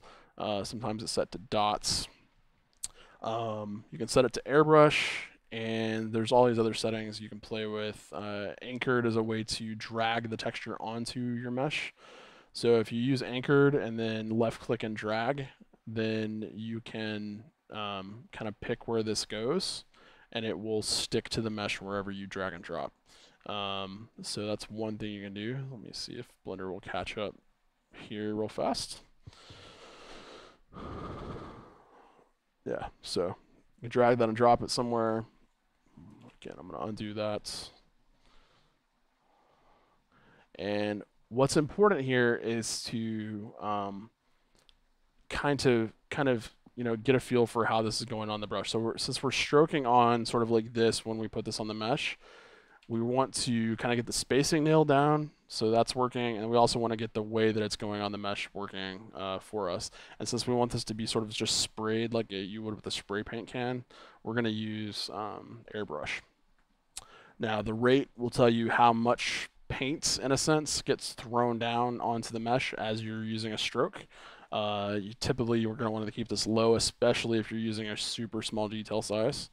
You can use smooth stroke if you want to kind of more predictably get straighter lines and curves and things like that. But that's something you're going to want to play with.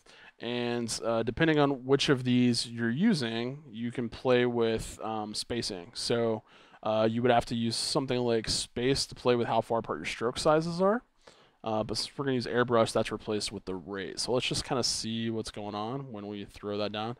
Now these are getting put down on top of each other really, really close together. So I'm going to want to turn the rate down even more and see what that looks like. So once I undo this, let's turn this down to like a 0.001 and see what that looks like. Okay. So still coming out a little bit much for me at this point. Let's go the other way and just kind of see what happens. And if it really bunches these up, we'll know that we're headed in the wrong direction. But sometimes those should be kind of set the other way. And yeah, this is one of those settings that doesn't really work the way you would expect. So the rate, the more you turn it up, the further apart they're going to get. So I'm going to undo this. Let's take this back down to something like a 0.2 and see what it does there. So I'm going to wait for this to update. Now let's switch this back down to a 0.2. And then as I stroke, you can see what's happening there. Now as I speed up with my stroke, it's going to space these out further. So some of this will depend on how you paint. If you're going slow, they're going to stack up like this, and you're going to want to pay attention to that. So just so this speeds up a little bit, I'm going to up the detail size back to 2. And that will not put as many polys into this mesh. And then let's turn this back up to like a 0.3. I'm going to zoom out, and we can talk about where we want to add this in. Okay, now at this point, it's still way too strong. So let's pull on the strength a little bit more again. And let that update. There we go. And we'll pull this back down to something like a 0.1. Just double check our size. Maybe right about there is fine for right now. And then we'll go ahead and pull that down. Okay, now remember, we're using a size of 2 pixels for our detail size. So anything we painted with a 1 pixel detail size, if we go back over it now, it's going to cover that up and remove it. So if you don't want that to happen, make sure this is at least at a 1 or lower. And preferably, you'd probably make this even a little lower so that it wouldn't erase this detail. But even at this detail size, it'll kind of start taking out stuff. So just be aware of that. You want to stay away from these areas that are already looking the way that you would want them to look.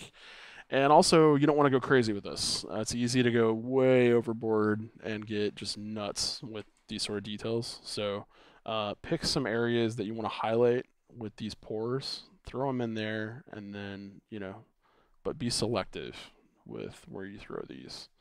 And this is one of those things that you really just got to kind of feel out for yourself. Um, there should be an area of the stone that's sort of rougher, and then there should be some areas that maybe get a little bit more polished and smooth, and those areas don't need to have all of these little pitting and stuff happening everywhere. So it's up to you, but just use discretion. Uh, so you can vary the intensity by using different pressures with your tablet and all of that. But this is basically what you need to do. So a long explanation of how to get this in there, but I really think it's important to kind of understand the settings as you're playing with this, because so much of how this looks depends on all these little tweaks that you make over here. So learning how to do that is pretty important. Okay, so we're going to work up this stone to sort of a final polished detail so you guys can see what that looks like before we wrap the stream tonight. And then between this stream and next stream, I'm going to work some more on getting this sort of wrapped up. Okay, now one of the other things you're going to notice is once you start getting down to lower detail sizes like this, if you hold shift and try to smooth, it's not really going to work much. You're going to get a smooth surface, but you're not going to be able to remove detail.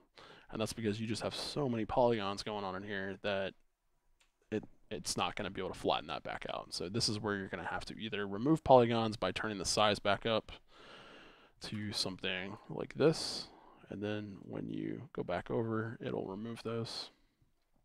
And then when you hold shift, it'll smooth back out. Or you may have to use something like flatten to actually pull those back out.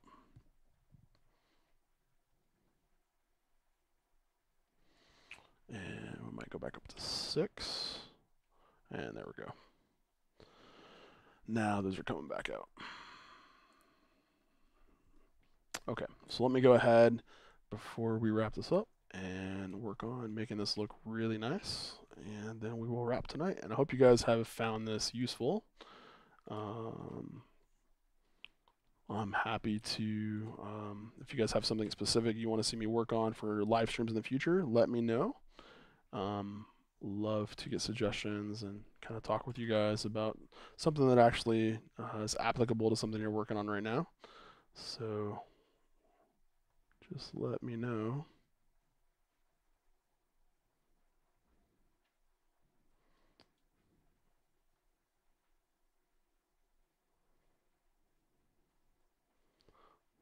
And if you really wanted to speed this up, one of the things you could do is get an alpha like we have of these pores, but get it of the entire stone. Zoom out here and then just stamp it onto a flat plane, and that'll get you going in the right direction. And then you can just sculpt the edges around it, and there you get a quick rock. Now, I don't like to do that a lot because it's really easy to use that as a crutch when you're starting to kind of learn how to do this. But it all depends on what your goals are. If you're trying to learn how to sculpt, then you don't want to take the shortcuts. But if you're in a production environment and your boss is riding you and you're trying to get something done, then obviously there's a time and a place for that. Okay, so once we start defining some really sort of personal hills and valleys in the character of this rock, what we can do is use all of these other little tools that we've been using tonight to our advantage. So crease and pinch specifically are going to kind of help you really get in here and define some custom surfaces. So lower the size a little bit on some of these ridges, pull these in for a little bit more definition.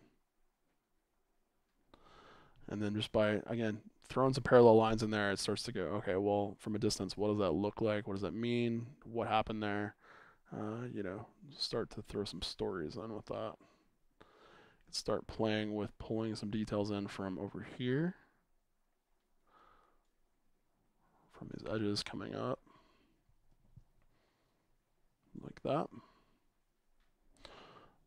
Miguel says, at what point would you say it's good to use sculpting versus a bump or a normal map? So the whole point of doing sort of high resolution sculpts like this is just so that I can get to a bump or a normal map. And honestly, we're basically using this as a way to create the bump in the normal. So we're gonna bake this at some point and kind of work on that as our normal map. So if you've got something like a procedural texture that or shader that you're going to use for cycles that already has some of this built in, you can use that to kind of add to this in conjunction with it, or you can just use it instead, which I've done when I didn't really want to have to sculpt all these details and stuff like that. But it really just depends on what you're doing. If this is going to be something that's like this far away from your face in a render, then the more custom you can make that, the better off it's going to look. So even if it's procedural and it looks great, the more you can just kind of really tweak a little bit on top of that to make it stand out, then you're not going to have somebody come up to the renderer and go, oh, well, that's this texture from the Cycles material vault. I've seen that. Because more and more people are getting savvy enough to be able to tell when you're using presets and all that kind of stuff. So you just want to pay attention to that. And again, it's also not smart to start everything from scratch. So you don't want to do that all the time if you don't need to. And I probably wouldn't have pushed this far if I didn't need to kind of demonstrate something tonight for you guys. But it all depends on what your goals are. There are certain pieces in this illustration that I'm definitely going to push at least this far, if not further, because they're more central to the story of the image, right? They're going to be closer to the camera, or my wife has already said, like, well, I want to see detail on this thing versus this thing. And so since that would be like a note from the client, then you got to, kind of emphasize that sort of stuff. So pinch will help you sort of grab these sections and pull these ends closer together. So if you want to tighten these lines and stuff up, you can use pinch for that, which is really good. Just remember, crease kind of digs into the model, and pinch will give you this sort of ridge that you would see out in the middle of the desert for these sand dunes. So kind of an interesting thing there. So you can see what that's doing. Lauren says, please tell us how the Sand Dragon is coming along. Yeah, I'll give you a little update before the end. I haven't really done anything new, but I'm sure there's some people in the stream tonight that haven't seen it. So I'll pull that up in ZBrush so you guys can see what that looks like.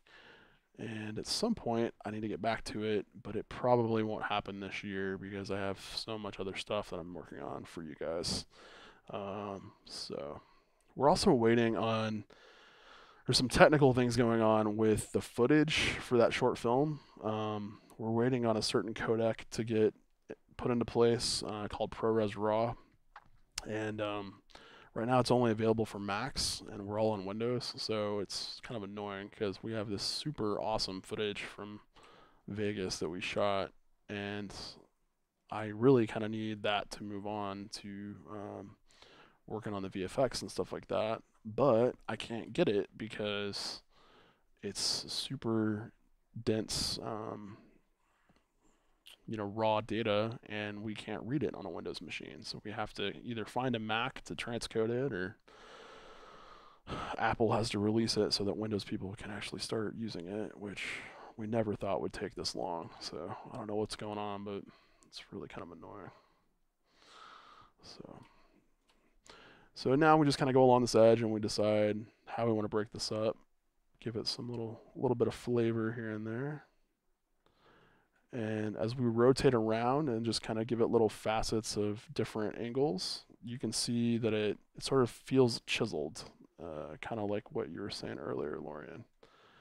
And with this Scrape Peaks brush, it's really easy to make this look like stonework like this. So if this is the look you're going for, this is a really easy way to do it, is use this Scrapes Peaks brush. So something like that. And you can kind of do this all over, just decide where you want some of these flatter areas to be, and then get in here and kind of scrape this around. And again, everything has to be balanced. You don't want to do anything too much because it's going to come off like you just got crazy and undisciplined with your model, and you don't want to do that because it's going to be obvious that you went overboard. Uh, Lorian says, ask Laura if she would like the statues to be cobras. I think cobras would look cool for the Slytherin common room. Yeah, I will. I think we're definitely going to add some snake stuff to the hearth above the fireplace for that sculpture. And then we're probably going to do something with the chandelier. I mean, there's got to be some snake stuff because it's Slytherin, so we'll see. But yeah, so you know how it is, guys. You just got to get in here and play. And if you're working on custom stuff like this, it's all about balancing the amount of time you want to spend versus how much time you can spend, and is wise to spend on this kind of stuff. And it's not necessarily all about if you can spend as much time as you'd like on something or not. Sometimes it's about knowing which part of the process is better to spend time on for this. So if you are, it's about goals and it's about trying to get the image to the best place it can be for you. And so if you want to showcase your sculpting abilities, then you're going to want to spend a lot of time showing off the raw models like this in terms of the surface level detail without textures and all of that, and show people that you know what you're doing in terms of this high res sculpt. If it's about getting your textures to a point where they pop and are able to showcase really, really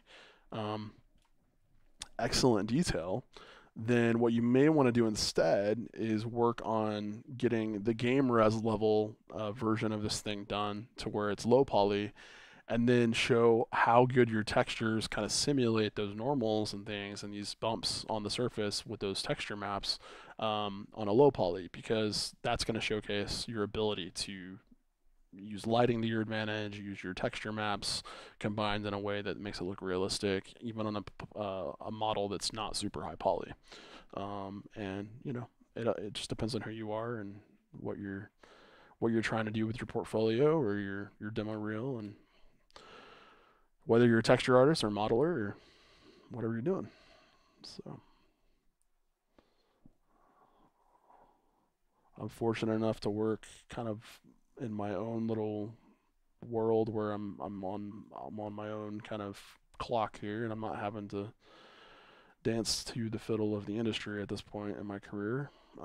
So my portfolio is probably not the best thing to go off of as far as how you showcase your stuff for a particular profession, because I've never been labeled a environment artist. I've never been labeled a character artist.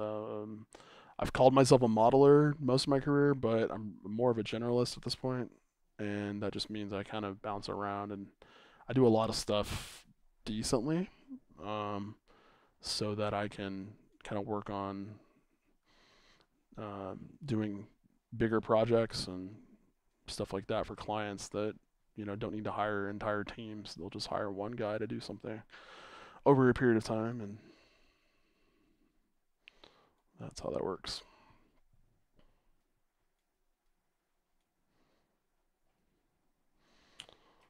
So if you notice some areas that are super clean, I would say add a little bit of stuff on those surfaces. Again, it depends on if you're going to add stuff later when you texture or not, but that's all up to you.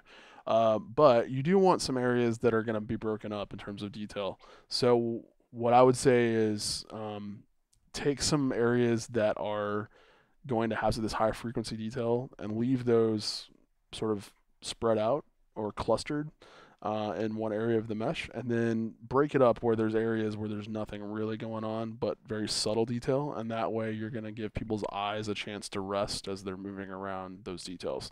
Because if all you ever have is like super high frequency detail on the surface of a model, it's going to be very hard to look at your illustration. And that goes for everything in your scene. That goes for placement of objects, type of lighting, intensity of lighting. That goes for the just amount of details you put around the scene, in terms of how they're clustered one to another.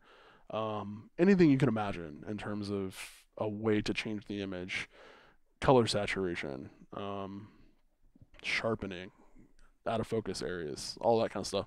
You want to balance all of it and put a little bit of contrast here and there, because if it's all one type of thing, it gets really hard to look at, and your eyes are not going to be happy with you, which will then tell your brain, like, I don't like this image, and maybe I don't even know why, but that's why. It's because it's hard to look at. Okay.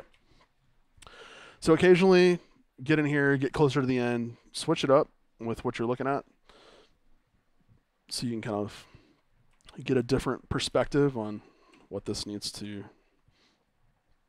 reflect.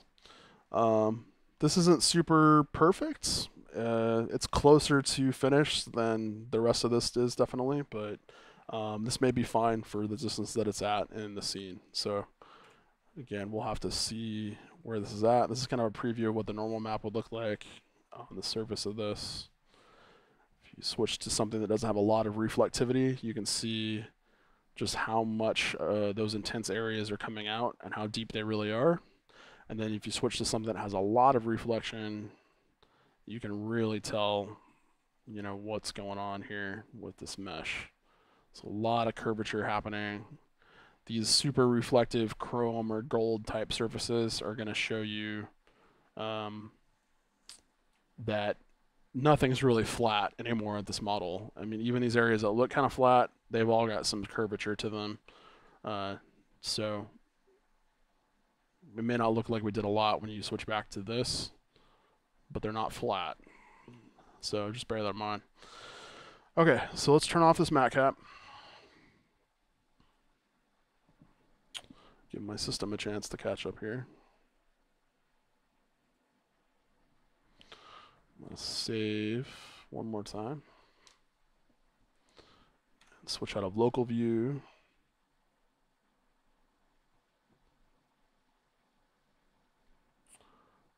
And let's see how this looks in our scene. Okay. So we're about 1 million polys on just the archway right now. Oh no, I didn't show the dragon. I'll show it before we sign off. But from our camera angle, you can kind of see what this looks like now. I'm not going to render this because I need to decimate it first. It's way too high poly. But that's kind of what this looks like right here with the shot. So that is some basic overview of how you can do hard surface sculpting. We didn't get into really any mechanical stuff. This was stonework, so it's not super challenging. If you guys are more interested in doing a course or tutorial or something on this later, drop me a note in the comments. Let me know what you would like to see. If you ever have any suggestions for the live streams, email me directly at brandon@theorangeguild.com. And that is kind of there for you guys to give me suggestions, and we can play with that. So Lauren says too much texture in the keystone. Yeah, I don't know yet. We'll see. It's going to look a little bit crazy right now because we haven't tested any of the material properties yet, but we'll see.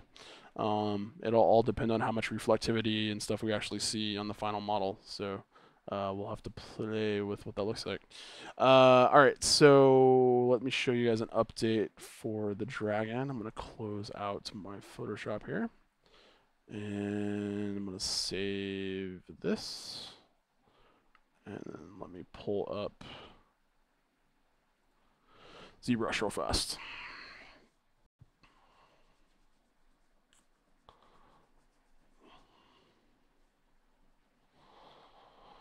So I started working on this on my other channel, the Brandon Hicks channel. If you guys want to see any of those past live streams, you can check that out. I've got about 40 live streams from this year over on that channel. So we can check that out. But let me show you the dragon that I was working on real quick before we sign off tonight. And waiting for this to load real fast. Okay, let's turn off. Let's pull up the concept. Okay, so here is the dragon. And I don't think I did much of anything else past what you saw in the last live stream, Lauren. But yeah, so this is kind of where it's at. We got some scales happening here. We got some weird week, that, and I just haven't had a chance to work on it. When I started this new project that you guys have been seeing me work on the live streams, this one kind of took a back seat, and yeah, I'll finish it at some point, but it's one of those things we're gonna have to schedule and kind of work on a little bit of time, because this one's actually got to be production ready. So what we're gonna have to do is sculpt this one up to perfection, super high res. You know, we're already at 3 million polys. I don't know how many actual polys that is. Those are points. So, but anyways, yeah, it's coming along. I'm happy with the way it turned out so far, but again, we're gonna have to sculpt it up. We're gonna have to do a low res retopo. We're gonna have to rig it up, texture it, all that kind of stuff. So it's gonna be fun, but I don't know when I'll get that done. I am planning on doing a visual effects course on the shots that we actually put this into with Blender in the future, but I have no idea when that's gonna happen. So maybe next year, but there's a lot of courses planned before that, so we'll just see what's. I want to get this up to a really, really good level before I kind of share this with everybody else. So, anyways, you guys get kind of a preview of what this looks like, and at an early stage. So, appreciate you guys for watching tonight, hanging out with me and chatting. Thank you guys for being active in the chats. Always happy to kind of see you guys enjoying things. So if you would like to see more, definitely subscribe to the channel. Don't forget to do that. Hit that little notification bell so when I go live again next time, you can see that happen immediately, and then just kind of join me on your phone or at your desktop or whatever you want to do. I try to send out an email before the stream starts. Tonight it happened about half an hour before, but I may start sending out more notifications. If you guys want more emails to kind of get you on the same page about what's happening, let me know, because you know it's all based on feedback from you guys. So but yeah, there's a lot going on behind the scenes right now. I'm scheduling a whole lot more. I don't know if you can see behind me over here, but there's a lot scheduled coming up plan-wise for the guilds. I'm currently reworking on the website to get that no better place for you guys all over again. Yeah, I can't talk about a lot of what's happening because I want some surprises to be there, but should be seeing quite a bit from me before the end of the fourth quarter this year. So yeah, anyways, I'll leave it at that. Thank you guys again for joining me tonight. I'll see you again next week, same time, 7 p.m. Central Time at the Orange Guild YouTube channel for a live stream. And be watching for the email. If you're not on the email list, definitely head over to theorangeguild.com and get on the email list, because I'll send you guys notifications about what's up. So thanks for hanging out. Hope you guys had a good time. And yeah, I'll see you again soon. Later.